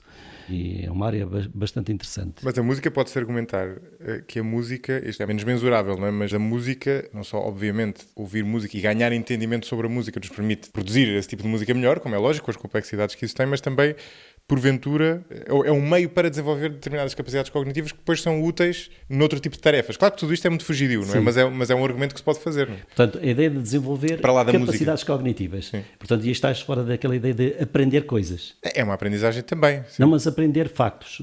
Factos não. Saber sim. que, assim, que assado, eu etc. acho que eu diria que, pois, eu concordo contigo, acho que os factos é provavelmente o menos interessante da... Pois, a música não parece-me um meio menos eficiente do mundo para transmitir factos. Não, mas, por exemplo, eu refiro num dos livros que é, por exemplo, o Anton Schindler, que é amigo do Beethoven, dizia que as 4 primeiras notas da Quinta Sinfonia de Beethoven eram a morte a bater à porta. Assim, com aquela carga trágica, não sei o quê. Mas não está a transmitir uma emoção. Ok, mas está a dizer, isto diz-me que está aqui a morte a chegar. Isto é forçado, não é? Sim. Até podia ter tido essa intenção, etc. Mas pronto, ele se calhar transmite essa ideia porque conversou com o Beethoven, não sei se conversou... Claro. Este tipo de coisas a música não consegue mostrar que Deus existe ou que Deus não existe. Há quem diga que a música de Bach prova que Deus existe. Não sei, nada disso. Não tem nenhum recursos. A música às vezes tem, sei lá, na abertura de 1812 de Tchaikovsky tens os tiros dos canhões. Claro que aquilo representa, são feitos nos tímbalos, não sei o quê, aquilo representa tiros dos canhões, não é? Mas poucas coisas assim são as buzinas dos carros no Americano em Paris, do Gershwin. Claro, tens lá mesmo buzinas e representa Sim, mas não é o o movimento principal, das ruas, claro, dos carros claro. em Paris. Mas pouco mais, são recursos muito limitados. Pouco mais para além disso vai. Não podemos dizer que a música proporciona esse tipo de conhecimento. Isso é para excluir. Há um lado da arte, por exemplo, no caso da literatura, a arte cruza-se com a narração, com o contar de histórias. E aí o contar de histórias, de facto, está provado que é uma maneira de transmitir informação muito mais eficaz do que o mero elencar de informação, não é? Porque nós estamos feitos para Mas não é para isso aprender. que justifica o valor. Mas não é isso que justifica o valor, justamente. Não é? É isso, é isso. Há obras literárias altamente informativas e como artisticamente não são grande coisa. Claro, claro. Não é? Não, e se formos por aí, muitas das que artisticamente são grande coisa estão cheias de informação, mesmo aquelas que transmitem diretamente informação, de informação que não faz sentido, não é? Quer dizer, que factualmente não é organizada assim, não é? Mas, por exemplo, tu vês no caso da música, eu já descobri coisas acerca de mim que não sabia. Por exemplo, como ver-me a ouvir uma determinada peça musical. Bom, eu não sabia que eu reagia assim. Eu estou a descobrir coisas acerca de mim quando estou em contacto com um certo tipo de experiências musicais. Era aí que eu ia, justamente aí que eu ia. A minha intuição é que o principal valor da arte, eu acho que isto cruza a questão do prazer com a questão da informação, mas se calhar está mais neste segundo elemento, de um ponto de vista mais abrangente, é que te dá, que é como quem diz, pode dar acesso ou permite-te ter experiências que ainda não tiveste, de certa forma. Ou seja, e a questão da música triste, eu acho que tem alguma coisa a ver com isso, que é, permite-te, o nosso leque de emoções é uma espécie de instrumento, não é? Precisa ser oleado, não é? E nós, pelas nossas experiências de vida, dá uma série de emoções, de matizes das várias emoções, porque ainda não passaram. Quer dizer, quem teve, precisamente é que nós temos filhos, é-nos dado, para dar um exemplo corriqueiro, é-nos dado acesso a um leque de emoções que nós não tínhamos daquela forma, que nos sabe diferente, não é? E as várias artes, eu acho que uma das principais valências, pelo menos potencial, é justamente essa. O exemplo mais óbvio e se calhar mais familiar para quem nos está a ouvir são os filmes, não é? Porquê é que as pessoas veem filmes tristes, por exemplo? Porquê é que as pessoas veem filmes de terror, por exemplo? Exatamente. Eu acho engraçado porque a minha mulher gosta imenso de filmes de terror. Eu não acho grande graça. Mas ela explica-me, e tem toda a razão, que aquilo, de certa forma, é uma... Se o filme for bom, sobretudo, há uns que são demasiado absurdos, mas não é bem desse estilo que ela gosta, aquilo é uma maneira de passar por uma experiência sem ter que a ter, não é? Ela está a olear a capacidade de reação. Exatamente. Era aí que E provavelmente é muito melhor do que eu nesse aspecto, não é? que não gosto muito desses filmes. Não é? Era precisamente para aí que eu me estava Pronto, a conduzir e tu antecipaste muito bem. Estás a ver o filme todo, digamos assim. A ideia é esta. A experiência da tristeza ou a experiência da angústia são experiências dolorosas, porque a fenomenologia da tristeza, a fenomenologia quer dizer o ter a experiência. Por exemplo, tu vês a fenomenologia do medo. Uma pessoa quando está com medo encolhe-se, fica talvez com os pelos eriçados, ou a da vergonha, quando estás envergonhado, coras, não é? Quando estás com medo ficas com batimento cardíaco mais acelerado. Isso são aquelas reações que fazem parte daquilo que é a fenomenologia do que é sentir medo. Mas tu, para sentir medo, tens de acreditar que algo te está a ameaçar. Portanto, isto é uma concepção das emoções. Há diferentes concepções das emoções, mas esta, digamos assim, é mais a concepção cognitivista das emoções. As emoções, como o medo, a vergonha, etc., e outras por aí, têm duas componentes essenciais. Uma é aquilo que nós associamos à fenomenologia, que é um sentimento. E outra é lá incorporado, lá enfiado algum tipo de crença, de algum conteúdo cognitivo. Claro, claro. Tu tens a vergonha porque acreditas que foste apanhado a fazer uma coisa claro. que é mal vista pelos outros. Daí no cinema usar-se a expressão suspensão da descrença, que é tu Exatamente. acreditas no que se está a passar no filme, Exatamente. quando no fundo sabes perfeitamente que tu suspendeste a tua descrença, não é? Justamente Isto acontece também na música. Portanto, o que acontece é que tu, nas emoções, e é por isso que eu acho que a arte, esta é a minha perspectiva e que eu defendo, que a arte proporciona conhecimento acerca do teu funcionamento emocional. Quando estás em contacto com ela, tu reages à música. E proporciona-te experiências, eu acrescentaria esse aspecto. Exatamente. Quer dizer, as duas coisas estão interligadas, não é? Mas... Ou seja, tu experimentas a fenomenologia da tristeza sem ter razões para estar triste. Exato. Ou seja, sem pagares o custo de estar realmente triste. E o que te prepara para quando estiveres realmente triste, eu acrescentaria, não é? De certa maneira também. Tem esse potencial, não é? Exatamente, pelo menos tem esse. Ou seja, é uma forma de tu experimentar certas coisas sem teres o custo, a angústia, sem teres o custo de estar numa situação angustiante. E, por exemplo, no caso da música instrumental, há um musicólogo que mostra bem, porque, por exemplo, o compositor, quando compõe, o que é que ele faz? Joga com antecipação, tens uma frase musical, tens uma progressão musical. Tu segues de uma nota para outra, ou de um ritmo para outro, e fazes acreditar o ouvinte que a seguir se resolve chegando àquela nota, ou acelerando, e o que é que faz o compositor? Joga um pouco com as tuas expectativas.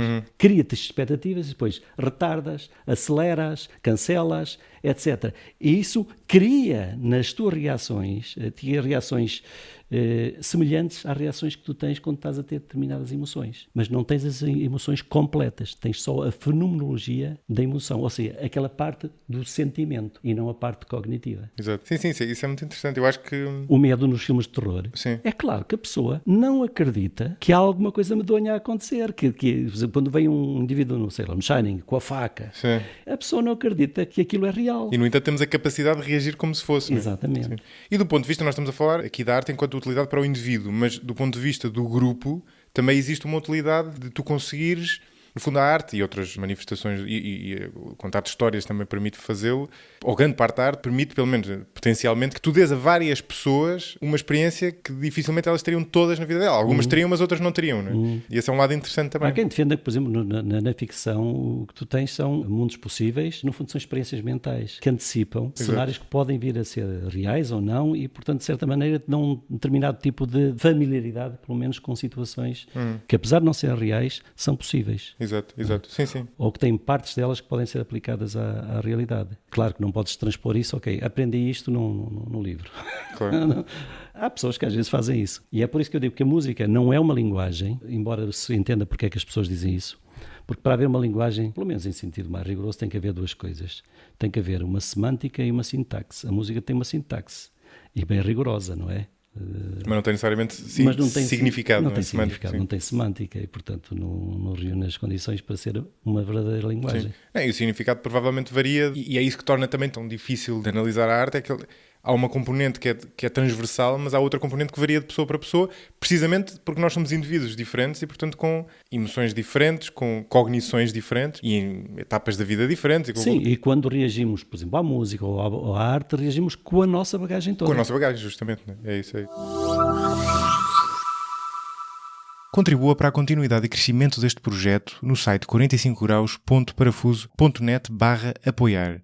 Veja os benefícios associados a cada modalidade e como pode contribuir diretamente ou através do Patreon. Obrigado. Mas olha, pegando no... Isto é muito interessante, os 3 pilares que tu deste, sobretudo os 2 primeiros, lá está, o terceiro é um bocadinho mais fugidio. Eu estava a pensar no que é que poderia estar fora desses 3.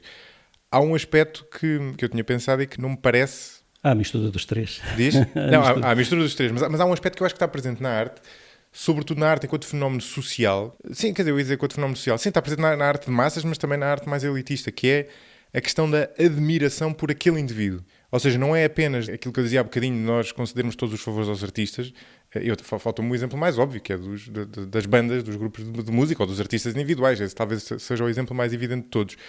A admiração que é concedida aos Beatles ou aos Rolling Stones, por exemplo, depende do prazer que eles concedem, mas também depende de uma admiração por eles, não é? Ou seja, há aqui um lado muito humano, muito animal social, de se admirar.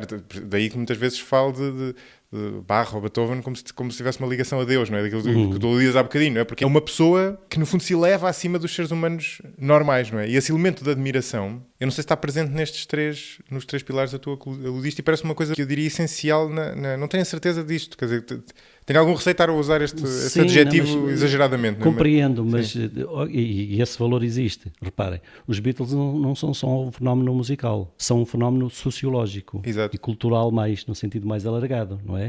Os Beatles representavam também uma certa atitude em relação a certo tipo de valores próprios de uma geração, claro. Que se manifestavam, por exemplo, nos cortes de cabelo, na maneira como que era uma coisa muito estranha, certas coisas que diziam. E, portanto, grande parte dessa admiração é uma admiração por eles como líderes, digamos, quase culturais, como pessoas que tiveram sucesso numa área e que podem ser modelos para os jovens noutros aspectos também. E, portanto, nós estamos aí a mostrar, e para além do mais, há o sucesso deles enquanto músicos. Portanto, há aí um valor até de mercadoria, não é? E eu não estou a dizer isto depreciativamente. Eu acho que os Beatles foram um dos maiores compositores do século XX.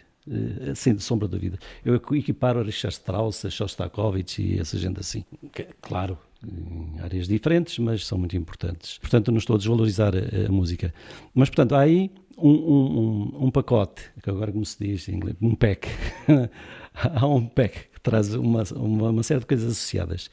E muitas vezes nós temos a dificuldade de destrinçar porque é que, nos casos, algumas pessoas darão valor como modelo social, como modelo de rebeldia, como modelo contracultural em relação a um determinado tipo de valores estabelecidos, etc. E outra coisa é como músicos. Mas eu falo, mesmo estritamente enquanto músicos, tu não achas que esse elemento é muito importante? Esse elemento é claro que no caso dos Beatles e muitos outros casos extravasam, porque nós, aliás, é uma espécie de viés cognitivo que nós temos de transportar a nossa apreciação de alguém numa determinada área para depois toda a vida dela, não é? Uma pessoa que seja uma excelente cantora de fado será provavelmente excelente mãe. Não, se calhar não é boa mãe por ser... Quer dizer, as duas coisas completamente independentes, não é? Ou bom pai, por acaso. Que mais é músicos são os... O John Lennon, pelo visto, segundo dizem, era uma pessoa... Exato. Portanto, as duas coisas não estão ligadas. Mas eu acho que essa admiração é isolável na própria questão artística, não é?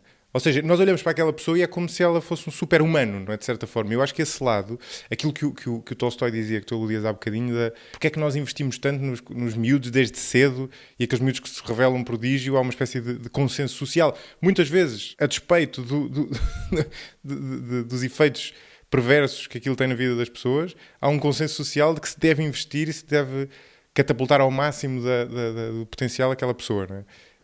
Ninguém acha mal isso, quer dizer, o Tolstói chama isso uma forma de escravatura. Sim. Escravizar os próprios filhos. Sim. E enquanto sociedade, enquanto sociedade, nós achamos que, enquanto sociedade, vou voltar ao exemplo dos jogadores de futebol, que eu acho que tem a vantagem de nós contactamos, quer queremos, quer não diariamente. Há um consenso de que ainda bem que aquele tipo só vive para o futebol. Não é? Ainda bem, é excelente, aquilo é elogiável. Não é? Eu não estou a dizer que não é, atenção, mas aqui eu levanto isto para argumentar que a nossa sensibilidade artística, no sentido de lá, também tem essa componente de admirar aquele indivíduo. E também outra componente que é, embora essa possa estar relacionada com a questão da cognitivista, em certo sentido, mas no fundo é a mesma coisa, não é? Quando se admira um determinado pintor porque os quadros transmitem determinadas emoções, há um lado que tem que ver com as emoções que nós experienciamos, mas há outro lado que tem que ver com a admiração que nós depositamos naquela pessoa. E isto é válido mesmo em artistas, eu falava do Velázquez há bocadinho, mas mesmo em artistas contemporâneos, mesmo em artistas abstratos, não é? Que há essa admiração pela capacidade dele é como se ele tivesse uma sofisticação, naquele caso uma espécie de sofisticação emocional, se quiseres. Não é? Sim, quer dizer, não podemos negar, é inegável que há pessoas que nascem mais talentosas do que outras. Sim. E outras que desenvolvem os seus talentos dedicando-se intensamente àquilo que fazem. Seja de forma voluntária, seja obrigados pelo... O Mozart tinha que se dedicar à música e o pai de Mozart obrigava a fazer uma data de coisas. Sim. Mas olha, desculpa interromper, Tário, mas só para dizer isto. Esse é um excelente exemplo para este ponto, porque já reparaste no paradoxo de que nós admiramos o menos admirável quando admiramos o talento? Nós devíamos admirar o esforço. E, no entanto, a nossa pulsão, eu falo por mim, é admirar o talento. O esforço parece-nos algo menor, não é? Nós admiramos é o talento. O Mozart não é aqueles mitos, não é? Mito não sei se é mito, mas o Mozart com uma peça completa aos 4 anos. Quer dizer... Exatamente, porque tu dizes assim, ele não fez nada para ter talento. Exato. Foi a lotaria natural. A lotaria genética, é absolutamente. É o resultado da lotaria natural. Ao passo que o esforço foi o resultado do trabalho dele próprio, não é? Indiretamente também é resultado da lotaria genética, mas não nos vamos meter por aí. Sim, porque tu podes passar a vida inteira a tentar fazer certas coisas e nunca... E a tua capacidade para te esforçares também é, em certo sentido, genética. Claro, exatamente. Exatamente. Mas não achas que é um paradoxo? A nossa pulsão por admirar o talento, em vez de admirar o esforço, quer dizer, mostra que há aí algo inato na natureza humana. De facto, diz assim, ok, o talento é o resultado da lotaria natural e o esforço é o resultado do trabalho. E, portanto, nós devíamos dar mais valor ao trabalho. Mas nós também damos mais valor àquilo que é raro. E o talento é mais raro. Justamente, exato. É isso. Eu acho que tem muito que ver com isso, exatamente. Daí serem pessoas privilegiadas, se nós quisermos. Não é? E a ideia é, felizmente, nós podemos usufruir do talento daquela pessoa.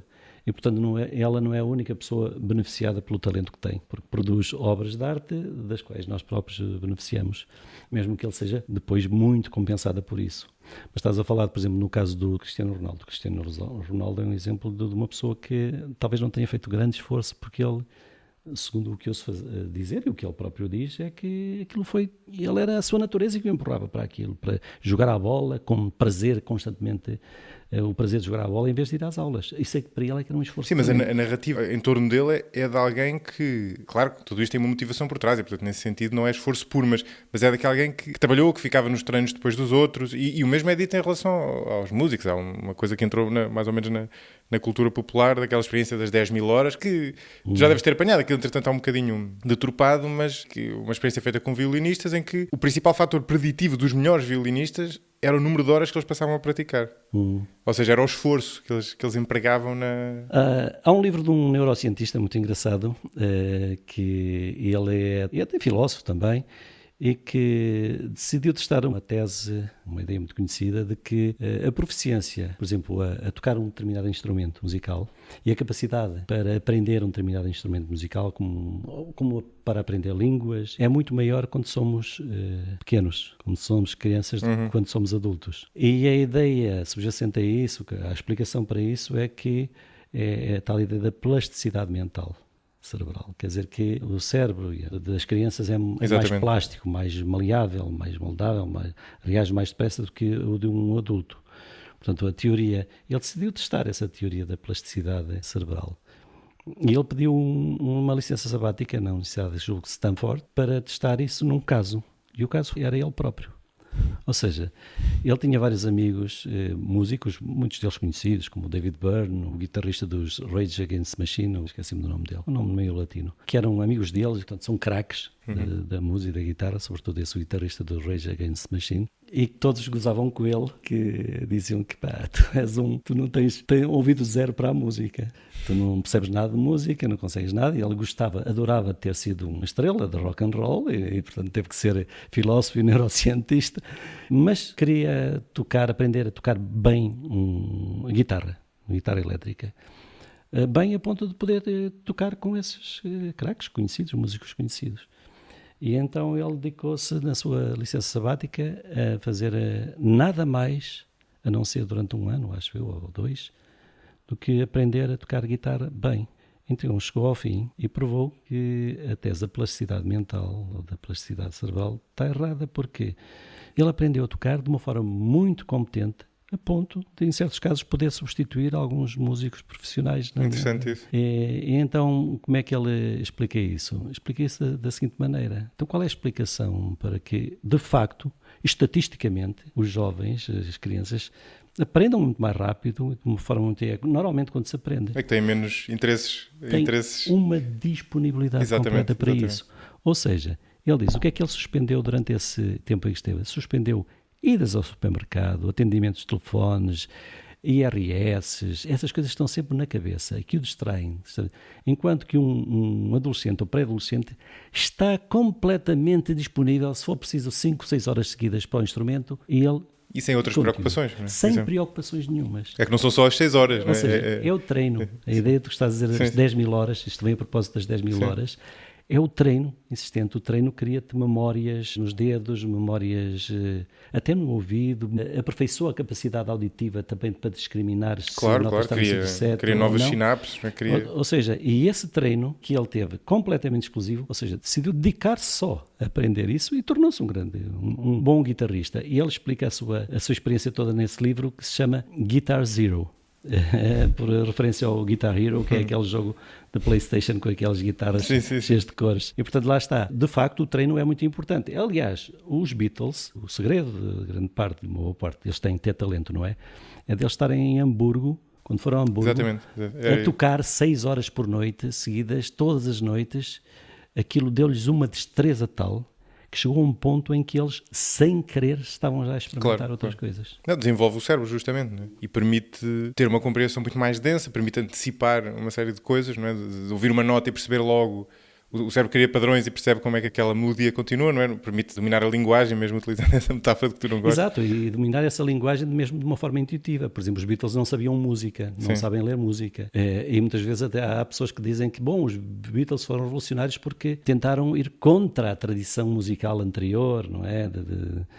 Não, os Beatles tentaram fazer música dentro da tonalidade, não tentaram fazer música atonal, música serialista. Não se lembraram disso. Não, o contrário. Eles queriam fazer aquilo que Schubert fazia. Claro, só que fizeram de uma maneira intuitiva. É como um escritor que não... Olha, aliás, eu falava em off daquele livro do Steven Pinker, acho que se chama A Sense of Style, sabe o erro, ou The Sense of Style, não tenho a certeza.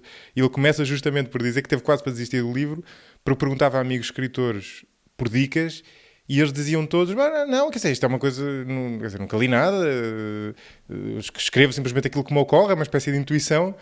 E ele dizia, claro que é uma intuição, mas é uma intuição que resulta de uma experiência muito longa, de ler muitos livros, de pensar sobre isso mesmo sem ter noção que se está a pensar sobre isso, não é? É como a ideia exato. A ideia da criatividade, que é uma ideia de uma obsessão para muita gente, ser criativo, ser diferente de tudo. A criatividade não é mandar às malvas as regras e não usar regras nem nada. A criatividade é aquilo que se faz quando se dominam bem as regras. Justamente. Aquilo que se faz com elas. E, portanto, só quando se está muito por dentro de uma coisa é que se está em condições, provavelmente, de se jogar com as próprias regras. A criatividade é tu dominares o suficiente para ires aos fundamentos das regras e perceber onde é que eles podem ser flexibilizados, não é, para criar algo novo, não é? No fundo é isso que acontece. E olha, isto aqui eu acho que nos leva a outra das questões a que tu aludias há bocadinho, das 4 que tu falavas, a questão da o que é a arte, o que é que justifica o valor da arte, como é que podemos avaliar a arte e a questão da intenção do artista. Porque há uma componente muito presente na arte que eu acho que está ligada àquela questão da admiração que nós falávamos há bocadinho, mas não só, também está relacionada de certa forma com a questão das emoções, que é a questão da autenticidade e da intencionalidade que tu falavas há bocadinho do artista, não é? De nós estarmos a ler naquela peça, seja ela naquele artefacto artístico, seja ele qual for, seja ele uma peça musical, um quadro, ou uma peça de teatro, ou uma instalação, estarmos a ler a mensagem correta e a intencionalidade correta, seja ela uma mensagem ou a emoção que o artista experienciou ou não. Se nós não estivermos a ler, isso põe em causa o estatuto de arte? Se não estiveres a ler... Se não estiveres a ler corretamente, ou seja, se a tua interpretação e aquilo que tu sentes diverge da intenção do artista, no caso do Mozart que falavas há bocadinho, se a intenção dele não fosse de facto que aquelas primeiras 4 notas simbolizassem a chegada da morte, isso significa que nós não podemos acoplar esse valor artístico àquela obra? Eu acho que não te impede de usufruir. Há várias interpretações possíveis de uma determinada obra de arte. Seja literária, seja musical, seja de uma pintura. Quer dizer, não há uma maneira única de interpretar corretamente uma determinada obra de arte. Assim como, aliás, a questão da interpretação, mesmo da avaliação das obras de arte, há critérios universais para a avaliação das obras de arte? Eu acho que não há critérios universais. Nuns casos, o que conta numa obra de arte é aquilo, uma determinada característica, que noutra obra de arte seria contra. E não a favor. Claro. Ou seja, a mesma característica, nos casos pode ser uma coisa positiva e noutros casos negativa. Depende da maneira como essa característica está combinada com outras características. A música atonal que falavas há bocadinho é um bom exemplo disso, não é? Música que é propositadamente, não sei a terminologia correta, mas não harmoniosa, não é? Mas em relação às intenções, de facto, nós podemos ver aqui as coisas de diferentes maneiras e não estou certo de qual seja a mais correta. A ideia de que as intenções não contam nada para a interpretação, para a correta compreensão da obra de arte. Por exemplo, são aquelas teorias associadas normalmente ao Roland Barthes, que é a morte do autor, muito em voga nos anos 60. Ele até tem um texto sobre a morte do autor. O autor não interessa rigorosamente para nada. Ele podia querer fazer uma coisa e falhou redondamente e fez outra completamente diferente. Isso é irrelevante. A obra vale por si própria. Portanto, todo o seu significado está contido nela ou na maneira como as pessoas reagem a... E, portanto, ele nem retira valor à obra, nem lhe acrescenta. Nem lhe acrescenta, exatamente. Eu acho isso altamente implausível, porque há obras que foram feitas com intuitos, com intenção, por exemplo, de chamar a atenção para as pessoas para determinados valores ou para determinados sentimentos. Há obras que são, por exemplo, antirracistas. E todo esse conteúdo, todas essas intenções são muito relevantes para nós percebermos qual é o significado da obra. É claro que nem todos os autores estão, mesmo os próprios artistas estão de acordo com isto. Uma vez, quando perguntaram a John Cage, que ele tinha aquelas coisas, a música aleatória, que ele fazia a música com rádios e a apanhar estações e tal, e aquelas coisas todas, uma vez perguntaram-lhe na China, sei lá, mas qual é a intenção disto tudo? E ele riu-se, que ela é uma pessoa muito bem disposta, riu-se assim... Meu caro, eu não trabalho com intenções, eu trabalho com sons. Portanto, isto está do lado daqueles da morte do autor, porque não está a trabalhar com intenções. Não é? Mas é difícil nós interpretarmos adequadamente certas obras de arte, por exemplo, na literatura, se não tivermos em conta quem foi o autor, o que é que fez o autor, o que é que pretendia o autor, etc. Ou pelo menos se nós não imaginarmos qual é. Nos casos, os autores morreram há muito tempo. Portanto, então há digamos, há aquilo que alguns chamam a falácia intencional. A tese é que as intenções são relevantes para interpretar corretamente uma obra de arte. E há os intencionalistas que defendem que as intenções são relevantes. Agora, quais intenções? As intenções que de facto o autor teve? Há uns que dizem que sim. Mas esta tese é um bocado implausível, porque nós, então assim, seríamos incapazes de interpretar adequadamente obras cujos autores nós desconhecemos, Claro. ou que já morreram há muito tempo. Ou... E quanto mais e de um autor não contemporâneo, nunca as saberemos interpretar perfeitamente, não é? Exato. E Porque então, não vivemos naquele mundo, não é? há quem defenda que são as intenções hipotéticas, não as intenções reais. Que é isso? É aquelas intenções que, de acordo com os dados todos que nós temos na própria obra, plausivelmente o autor teria tido ao escrever aquele livro. E essas intenções devem estar, de certa maneira, manifestas ou patentes na própria obra. Nós como que reconstruímos aquilo que teriam sido as intenções do autor. Porque só isso é que é acessível ao público em geral. São aquelas que estão patentes no próprio livro. E, portanto, é diferente dizer assim, não, as intenções não contam nada. Não, isto só se entende, o que eu estou a ler, só se entende se o autor, enfim, tiver esta ou aquela ideia, quiser chegar aqui ou ali ou além, não é? Por isso pode haver até obras de arte falhadas, não é? Pretendiam chegar a um ponto, fazer isto ou aquilo, e não conseguem. São obras de arte falhadas.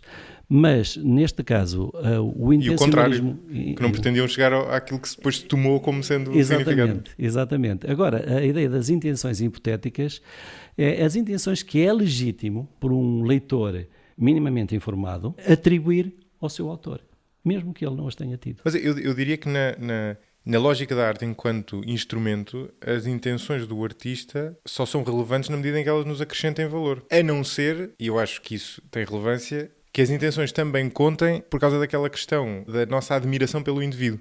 Portanto, as intenções contribuem para construir aquela persona. Não é? Sim, Agora, congelando este efeito que eu aludi há bocadinho, mantendo só a versão mais estrita que tu propuseste inicialmente, as intenções só têm interesse se elas nos acrescentarem valor. Se uma obra tem uma mensagem antirracista com a qual nós nos identificamos e que nos ajuda a pensar sobre esse tema, tem valor. Se o artista tinha uma intenção qualquer que nos é completamente esdrúxula, aí então não acrescenta valor, não é? Sim. Eu concordo com essa perspectiva. Embora aqui na questão do valor tenhamos sempre de fazer a distinção. Há pessoas que querem saber sobre a biografia do autor, etc. Alguns acham porque conhecer melhor a biografia do autor permite compreender melhor a obra. Estamos um bocado na linha do intencionalismo real, não é? Sim. Ou é ao contrário, ou permite extrair mais da obra da essência do autor, não é? Da singularidade do autor. Mas a ideia é que... da sapiência do autor, se quiseres. A ideia é que, por exemplo, no caso do intencionalismo hipotético, é que se o autor quer produzir um determinado efeito, então isso deve estar patente na própria obra. E não precisamos de inspecionar os seus estados mentais reais, aquilo que ele tinha mesmo é... Sim. O problema é que a arte por natureza é obscura, não é? Um quadro expressionista abstrato é bastante obscuro, não é? Em que sentido? No sentido mais literal, não é? Que não é fácil interpretar aquilo que o autor está a tentar transmitir. O autor pode não querer transmitir nada. Sim, mas o que tu dizes é que se o que ele transmite não passa pelo quadro, então também não vale a pena indagar mais, não é? Porque sim, por exemplo, Jackson Pollock, o pintor americano, dizia que o quadro era simplesmente um registro dos seus movimentos enquanto estava a pintá-lo. Está lá tudo. Mas aquilo é pose, isso é um bocado pose, não é? Sim, isso é um problema também da arte. Na arte há muita pose, precisamente por causa do prestígio social que a arte tem. Sim. E eu até acredito que muitas das pessoas que dizem gostar de arte não gostam nada. A arte tornou-se um adereço social. Gostam de gostar, não é? Sim, não, é um adereço social. Fica bem gostar de arte. Dá logo o ar de uma pessoa mais sofisticada. Sim. Então, se gostar de música clássica em vez de rock ou de heavy metal, então parece melhor. Ou se gostar de jazz, também já parece melhor, parece uma coisa mais profunda. Eu gosto de todos os géneros musicais, todos mesmo, todos, sem exceção.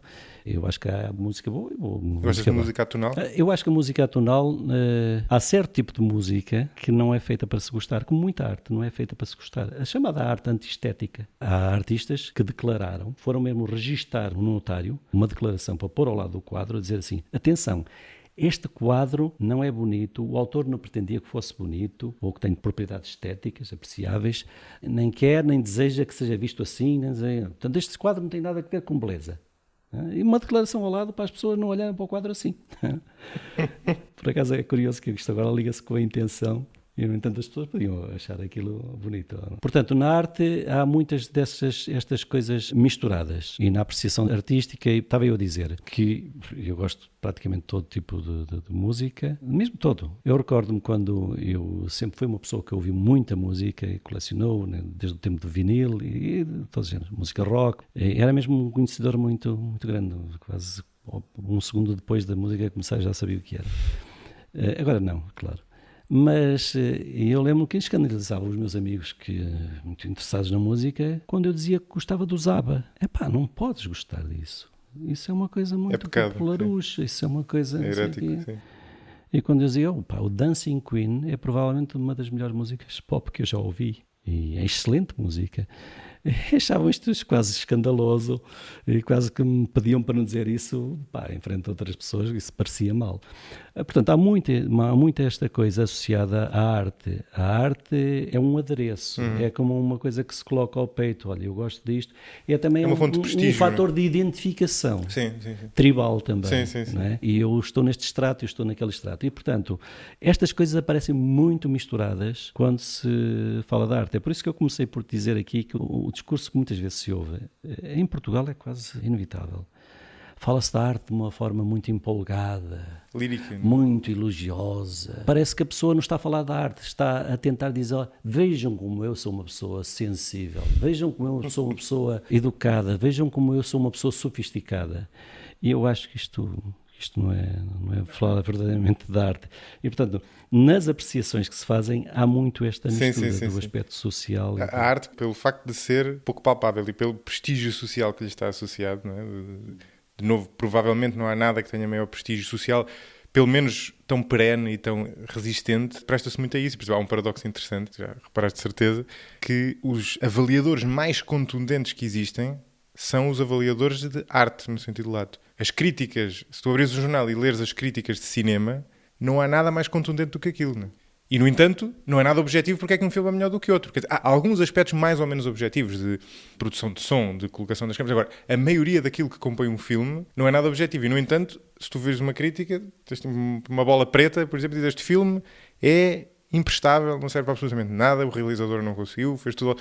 E não há nenhuma dúvida ali, não há nenhum momento de dizer, bom, talvez eu não tenha compreendido bem, não é?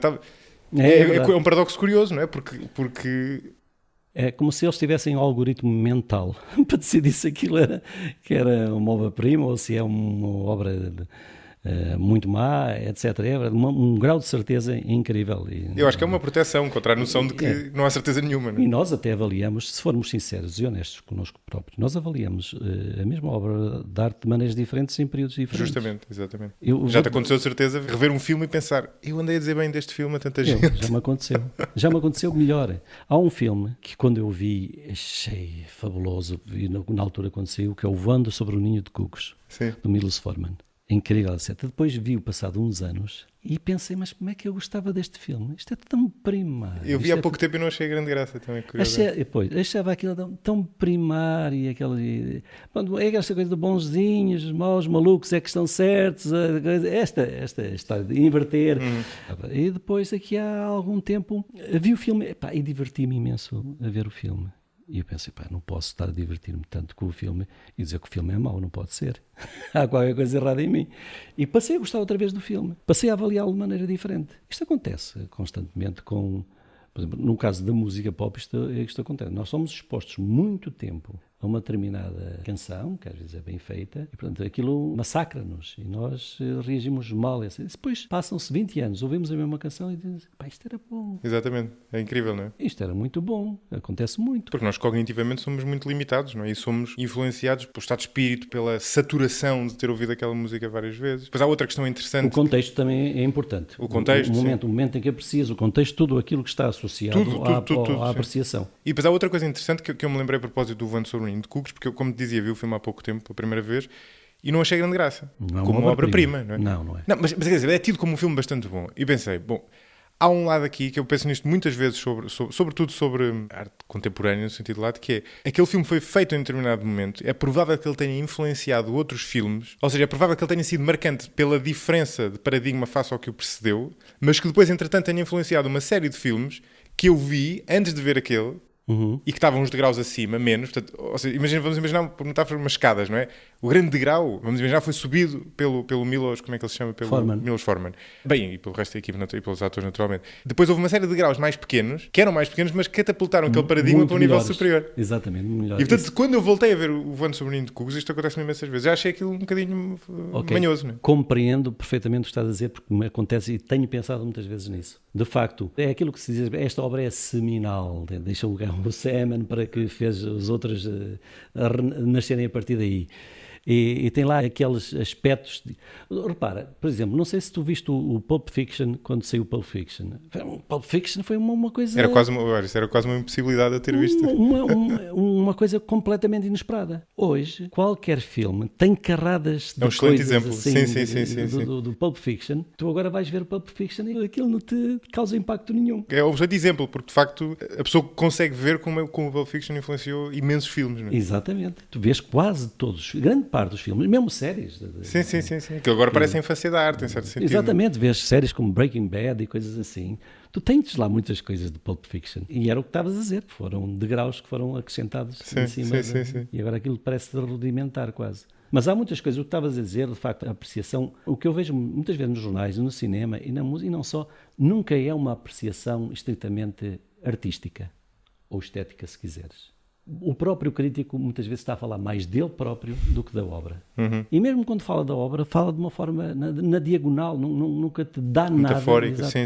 E é por isso que lhe permite dizer que todos os filmes que saem do Manuel Oliveira são obras-primas, não é? E qualquer filme que tem um grande público, tem um grande impacto, não são obras-primas. Eu pessoalmente acho os filmes do Manuel Oliveira terrivelmente chatos e maus, mas posso estar enganado. Sim, tu e muita gente, incluindo eu. Eu acho que só vi um filme do Manuel de Oliveira. Vi 2 filmes. O Anico e Bobó gostei. E o Val Abrão, porque é um filme que lá está, que eu apreciei com um determinado contexto. É passado na minha região onde eu nasci, não é? No Douro. E conheço aquilo tudo e, portanto, tem ali ligações. Enfim, causou esse impacto em mim. Mas provavelmente se fosse ver depois com outro distanciamento, a avaliação já não seria a mesma. Ao lado daí que eu compreendo que, voltamos quase àquilo que falavas no início, não é? Também há uma educação para apreciar a arte, não é? E não sendo rígida essa relação inversa entre aquilo que dá mais prazer ter menos conteúdo, não sendo de todo rígida, quer dizer, demos aqui vários exemplos, os Beatles ainda até usava, não é? É evidente que existe essa tendência, ou seja, aquilo que dá um prazer mais imediato também tende a ser mais superficial e, portanto, eu compreendo que haja muito valor no Manuel de Oliveira que eu não sou capaz de obter porque não tenho ainda a sofisticação para o fazer. Mas isso não quer dizer que ele seja inquestionável, não é? Que esse valor seja questionável porque é evidente, não é? Como se fosse uma evidência para aqueles mais sapientes, não é? Mais iluminados que conseguem obtê-lo. Sem dúvida, exatamente. És tu que não estás apto a usufruir adequadamente dos filmes do Manuel de Oliveira. Sim. Como eu também não. Mas tens razão numa coisa, há obras de arte que são difíceis. É por isso que a questão do prazer, temos que encontrar outro tipo de prazer. Há um prazer diferido, há um prazer que se situa num nível diferente. É um prazer intelectual, não é? São difíceis. Por exemplo, sei lá, há pessoas que gostam muito de ópera e quando começaram a ouvir ópera não gostavam nada. Mas depois quando começam a perceber, veem o libreto, veem aquilo traduzido, acompanham a história, se calhar ouviram ópera quando estavam na televisão em casa, mas se forem assistir a uma ópera num teatro de ópera, estão completamente disponíveis para aquilo que estão a ver. Na música é a mesma coisa. Até na comida. Até na comida, exatamente. Depende da disponibilidade que a pessoa tem para aprender com aquilo, para ouvir aquilo, para prestar atenção àquilo. Portanto, há obras de arte que são difíceis. Não sei, dizem que muitas pessoas que já leram Ulisses, que muitas pessoas que acharam o maior livro da vida delas, há também quem diga que quase ninguém o leu até ao fim, ou como deve ser, mas eu admito que seja uma coisa que tu, se dedicares bem e se o estudares, se perceberes como é que aquilo foi criado, etc., pode permitir usufruir do livro de outra maneira. É por isso que entender a arte permite-nos usufruir mais e melhor da arte. Há um certo prazer que as pessoas retiram, ou que qualquer um de nós retirem, em achar que está a explorar terrenos sensoriais ou cognitivos que estão vedados à maioria das pessoas pelo esforço que requerem, não é? No fundo. Eu acho que também há um bocadinho esse lado. Pois, lá está. É como se a arte estivesse a puxar por ti. Exato. A puxar, lá está. Mas é algo que é desagradável, não é? À partida é desagradável, porque requer de esforço, não é? Exatamente. Há muitos casos assim. Portanto, eu não vou a ponto de dizer que, os filmes do Manuel Oliveira não são bons porque são chatos, não sei o quê. Posso ser eu que não estou na disposição certa ou que não tenho os elementos adequados para usufruir dos filmes do Manuel Oliveira. Não é que não tenha tentado, mas não consegui chegar lá. Mas de maneira nenhuma estou a dizer que a fruição de certas obras de arte não requer esforço. Esforço auditivo na música, esforço de compreensão na literatura, esforço a vários níveis. Portanto, isso é verdade. Não podemos ser assim tão simplistas, não é adequado. Sim. Olha, uma coisa que eu não te perguntei há bocadinho, a propósito da questão da intenção do autor. Qual é a tua posição sobre as falsificações, sobre as obras falsas? Há muitos casos desses. No outro dia vi um documentário, o que está no Netflix, sobre o Mark Rothko, que teve uma série de... não foi ele. Houve uma série de quadros que lhe eram atribuídos na altura em que ele tinha... Eu creio que ele já tinha morrido na altura, mas tinha atingido este estatuto que ele de resto atingiu já perto do fim da vida, de supra-sumo e artista consagrado, e portanto os quadros todos valiam de centenas de milhares de euros para cima e na maioria dos casos até milhões. E começam a surgir quadros no mercado atribuídos a ele, assinados por ele. Ele e não só, e o Jason Pollock também, e outro agora que me escapa. Ou outra, não sei se era homem ou mulher. E eles, neste processo, provocam todo o tipo de reações emocionais que nós falávamos há bocadinho. Portanto, as pessoas ficam completamente... quer dizer, têm uma experiência sublime ao ver os quadros e detectam rasgo e transmissão de emoções e uma série de coisas que normalmente são atribuídas aos quadros destes artistas geniais. E depois descobre-se que não, que eles foram feitos por um pintor chinês que simplesmente era um excelente... Quer dizer, seria bom pintor e sobretudo era um excelente... falsário, não é? Sim, replicador das pinturas de outros. No entanto, estes quadros não deixaram de ser considerados obras-primas por muita gente e não deixaram de provocar a quem os via muito deste benefício que nós falámos ao longo desta conversa. E perante isto, eu próprio estava a ver o documentário e a pensar, eles de repente passaram a valer zero ou quase zero, quer dizer, passaram a valer muito pouco. Na verdade, à partida não é? Porque eles... O que é que conta aqui? É se eles são de facto produzidos autenticamente, foram pelo Mark Rothko, ou se eles, enquanto instrumento, são capazes de provocar o mesmo tipo de emoções e transmitir o mesmo tipo até de conhecimento, não é? Naquele sentido lato. Sim. Olha, para já há um problema logo que há quem levante em relação a isso. Uma falsificação de uma obra de arte é uma obra de arte ou não é uma obra de arte? Pois. Eu acho que é. E eu também tendo a achar que sim. Sim. Há um caso muito famoso do Anne van Meegeren, que é considerado o maior falsário da arte da história. Que vendeu aos nazis, não é? Exatamente. E que ele próprio teve que pintar à frente do tribunal para mostrar que os quadros eram dele para se livrar essa história é muito interessante, da pena de morte. Mas, de facto, eu acho que isso pode ser arte de grande qualidade. Agora, há uma coisa que é diferente, eles são cópias dos originais. Tu estás a dizer, são cópias dos originais. Não. São produzidos. São quadros novos. Ok. São do mesmo estilo, mas são quadros novos. Não? Depende dos critérios que tu usas para avaliar. Repara, há quem exija da arte autenticidade. Isto é, quando estás a exprimir artisticamente ou quando estás a produzir uma obra de arte, que é a tua obra de arte. De certa maneira, aquela obra de arte não é inteiramente da pessoa que a faz. Portanto, parte do mérito daquela obra de arte deve-se a quem criou aquele esquema, aquela linguagem, aquela forma de pintar, etc. E, portanto, há uma falta de autenticidade nisso. E de originalidade. E mesmo são coisas diferentes, não é? Não é só de originalidade. O Rothko, quando pintava da maneira como pintava, na fase final da sua vida, continuava a pintar daquela maneira e os quadros continuavam a ser autênticos. Já não eram tão originais. Mas eu falo mesmo da autenticidade. Ainda há pouco vinha no carro e ia ouvir a rádio e estava a ouvir uma música em inglês, pop, e eu disse lá, esta música é de uma banda portuguesa, tenho a certeza, nunca a tinha ouvido na vida, e estava aqui a chegar a casa, dei mais uma volta para chegar ao fim, e de facto era de uma banda portuguesa, e eu pensei, isto soa a falso. Mas tem a ver com o sotaque também, provavelmente? Não, é uma coisa curiosa, é tentar imitar o sotaque inglês lá de uma certa região, que é uma coisa esquisita. Também tem a ver com isso, mas com a forma amaneirada como se canta, a própria letra, é alguém a tentar imitar, nota-se na própria música, um certo universo que transparece na própria música, não é um universo natural de quem está a cantar. Eu até sei o nome da banda, porque depois disseram, mas é a portuguesa. E portanto, isto soa-me falso. Aquelas pessoas que dizem, eu gosto muito deste universo, eu gosto muito destas bandas, eu gosto muito deste som, e eu agora vou cantar como eles, como... Sei lá, pensa numa música punk.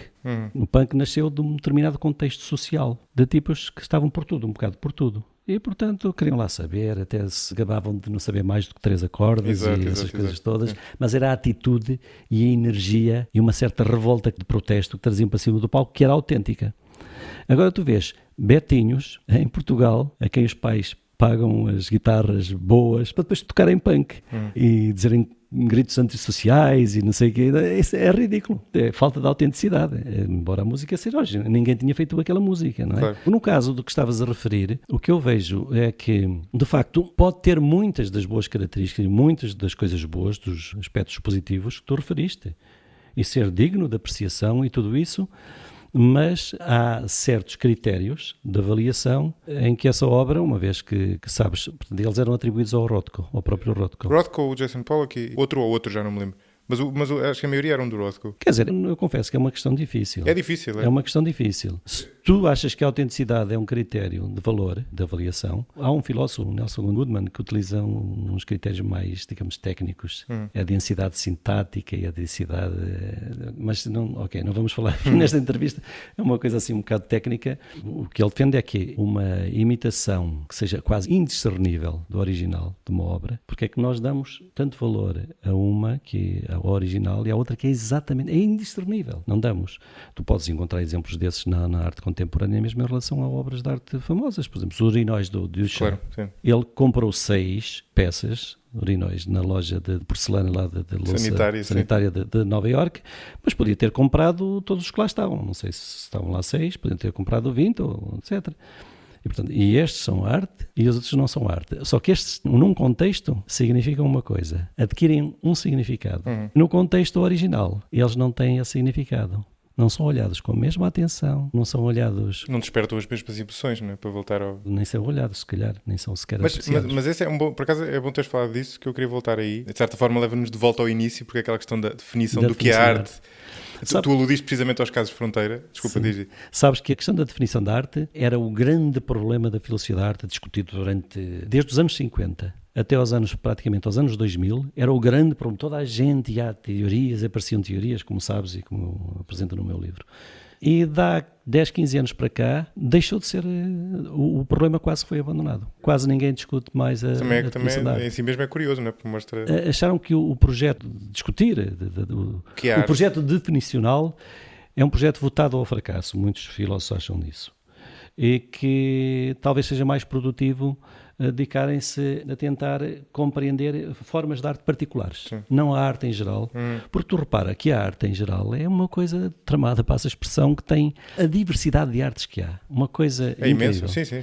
E depois, dentro da diversidade de artes, por exemplo, tu repara, tens fotografias que são arte e fotografias que não são arte. Tu tens mobiliário que é arte e mobiliário que não é arte. Tens escritores que são escritores de literatura. Não, tu dizes normalmente que a música é uma forma de arte. Sim. E, portanto, tudo que é música é arte. O cinema, se entenderes que é uma forma de arte, tudo que é cinema é arte. A pintura é arte. Mas tu tens coisas como o mobiliário, a cerâmica. A maior parte das peças de mobiliário não são arte. Mas há peças de mobiliário que são arte. Tu podias dizer assim, podias dar uma definição assim. É arte tudo o que... E depois fazes uma lista extensa das diferentes formas de arte. É arte tudo aquilo que é pintura, escultura, arquitetura, tal. E pronto, tinhas aí uma definição da arte, mas isso não funciona. Tu não podes dizer a fotografia. Não, há fotografias que são e fotografias que não são. Claro. Isso não funciona. Mas e depois está sujeito a ser alterada com a passagem do tempo, não é? Os filósofos hoje em dia estão-se a dedicar mais a formas de arte particulares e a tentar compreender formas de arte particulares, nomeadamente o cinema, a banda desenhada, etc. E a tentar compreender o que é um pouco a natureza. Mas mesmo aí nós vamos encontrar muitos dos problemas que encontramos em relação à definição da arte em geral. Sim, claro. Eles existem na mesma, só que em casos mais específicos, não é? Mais particulares. Mas eu, na verdade, acho que partindo do modelo que nós estivemos a discutir, do valor que está na arte, eu acho que é possível chegar a alguma resposta, pelo menos à resposta útil, daquilo que é arte versus aquilo que não é. Porque, na verdade, aqueles casos de fronteira, nós estávamos agora a discutir os casos das falsificações, tu explicaste bem o que é que está em causa, não é? E embora isto não seja completamente objetivo, é fácil perceber que há ali, numa falsificação bem feita, há uma parte que é arte, mas depois falta-lhe qualquer coisa, que é essa questão da autenticidade, não no sentido da assinatura, mas no sentido da personalidade, do estilo, do traço, do trabalho que está por trás da criação desse estilo. E depois aqueles casos de fronteira, da arte de vanguarda, por exemplo, eles na verdade são compreensíveis porque eles não existem isolados. Ou seja, eu não sei se tu consideras o humor uma forma de arte ou comédia. Eu considero. Acho que partilha com a arte uma série de características. E há um tipo de humor que é o anti-humor, que é o humor que é propositadamente não engraçado. Porquê é que esse humor funciona? Funciona da mesma maneira que o urinol do Duchamp funciona. Que tu estás à espera de ver uma coisa bela, com propriedades estéticas. Cria-te uma expectativa e depois defrauda a expectativa. Mas ele só pode existir porque aquela expectativa existia antes. Exato. Senão nunca existiria. Quer dizer, se tu fores a uma tribo de caçadores-recoletores e fizeres uma piada de anti-humor, que não é uma piada, é dizer está frio, uma coisa qualquer desse género, não é? Não acham graça nenhuma, não é? Agora, se um humorista conhecido chegar ao início de um espetáculo de stand-up comedy, ligar o microfone e disser está frio e fizer um silêncio, provavelmente as pessoas vão se rir porque aquilo é completamente inesperado, não é? E o efeito do Duchamp e de outros, e daquela pá do... A pá era dele também. Do Duchamp, é do Duchamp também. Para limpar a net. Ou a tela vazia que nós falávamos há bocadinho. Eu não quero dizer com isto que todo esse tipo de esquemas tem um valor, mas há ali um valor criativo de defraudar as expectativas. Mas ele depende do anterior, não é? Só por isso é que ele é arte, mas é uma espécie de anti-arte. Isto para dizer que eu acho que esses casos de fronteira não são necessariamente assim um puzzle gigante para resolver, porque a pessoa compreende perfeitamente porque é que eles têm esse efeito, não é? O caso aí, há muitas pessoas que dizem assim, não podemos estar a apresentar definições, propostas de definição da arte, a pensar nesses casos de vanguarda, porque isso não é a maior parte da arte. O que acontece é que a resposta a isto é que os casos de fronteira na arte contemporânea tornaram-se muito comuns, são constantes. Não podemos dizer, não vamos dar uma definição a pensar só numa pequena fração de obras de arte. O problema é que grande parte da arte contemporânea é assim. E são esses que nos obrigam que colocam o conceito de arte em causa, os outros não. Exatamente. Não é? Se não forem esses, portanto, talvez não precisasse uma definição para nada. Pois com são os outros, a nossa intuição leva-nos... São esses que nos desafiam. É por isso que há quem ache que o melhor é explicar a natureza da arte, nem dar uma definição, a dar uma explicação. Sim. É porque o problema das definições, se as definições são dadas em termos de condições necessárias e suficientes, o problema é que elas têm que lidar com contra-exemplos. Se encontras um exemplo que não satisfaz essas condições, que no entanto chamas arte, ou vice-versa, não é? Lá sai por terra a tua definição de arte. Mas se tu apresentas uma explicação acerca da natureza da arte, as explicações não têm grandes problemas a lidar com contra-exemplos, porque uma explicação não é uma definição em termos de condições necessárias e suficientes. Não apresenta condições de satisfação rigorosas a que as obras de arte têm. E o que alguns filósofos pensam é que se calhar é mais proveitoso, mais esclarecedor, mais informativo nós temos uma explicação da arte. Por exemplo, há um filósofo contemporâneo, que é o Nick Zangwill, que defende precisamente essa perspectiva. No fundo, o que é que nós queremos quando vamos a um museu e dizemos, mas isto é arte? Alguém pergunta, porquê é que isto é arte? Nós podemos responder, está no museu, e alguém explica que se as coisas que estão no museu são obras de arte, e a partir daí mais ou menos consegue safar-se a identificar com algum sucesso o que é arte e o que é que não é. Mas é isso que a pessoa quer saber. Não é, claro, pois justamente. Não é isso que a pessoa quer saber. Que qualidades é que esta coisa tem que a leva a ser digna de estar aqui exposta neste sítio? E que valor é que ele dá e quanto valor é que dá. E é por isso que, no caso do Nick Zangwill, ele acha que parte da explicação tem que ser acerca do valor. Exatamente, sim. Sim, concordo com isso. Exatamente. Olha, Aires, foi uma conversa incrivelmente estimulante, tanto que nos estendemos para lá da duração normal. Antes de terminarmos, que livro é que recomendas? Olha, ele é estimulante até para quem responde, porque tu, pelos vistos, sabes puxar pela conversa. Muito bem.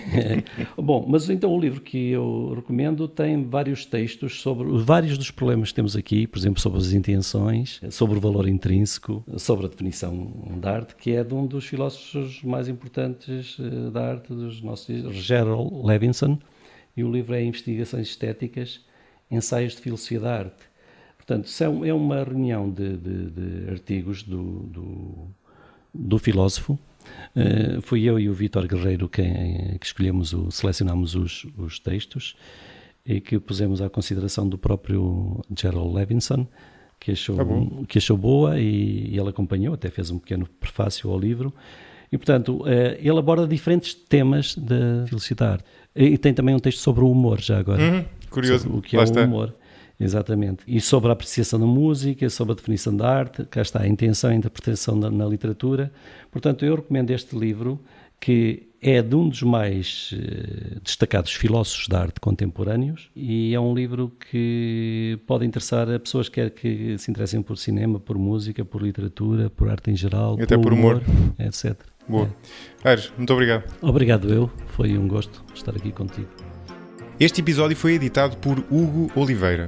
Visitem o site 45graus.parafuso.net/apoiar para ver como podem contribuir para o 45 Graus, através do Patreon ou diretamente, bem como os vários benefícios associados a cada modalidade de apoio. Se não puderem apoiar financeiramente, podem sempre contribuir para a continuidade do 45 Graus, avaliando-o nas principais plataformas de podcasts e divulgando-o entre amigos e familiares.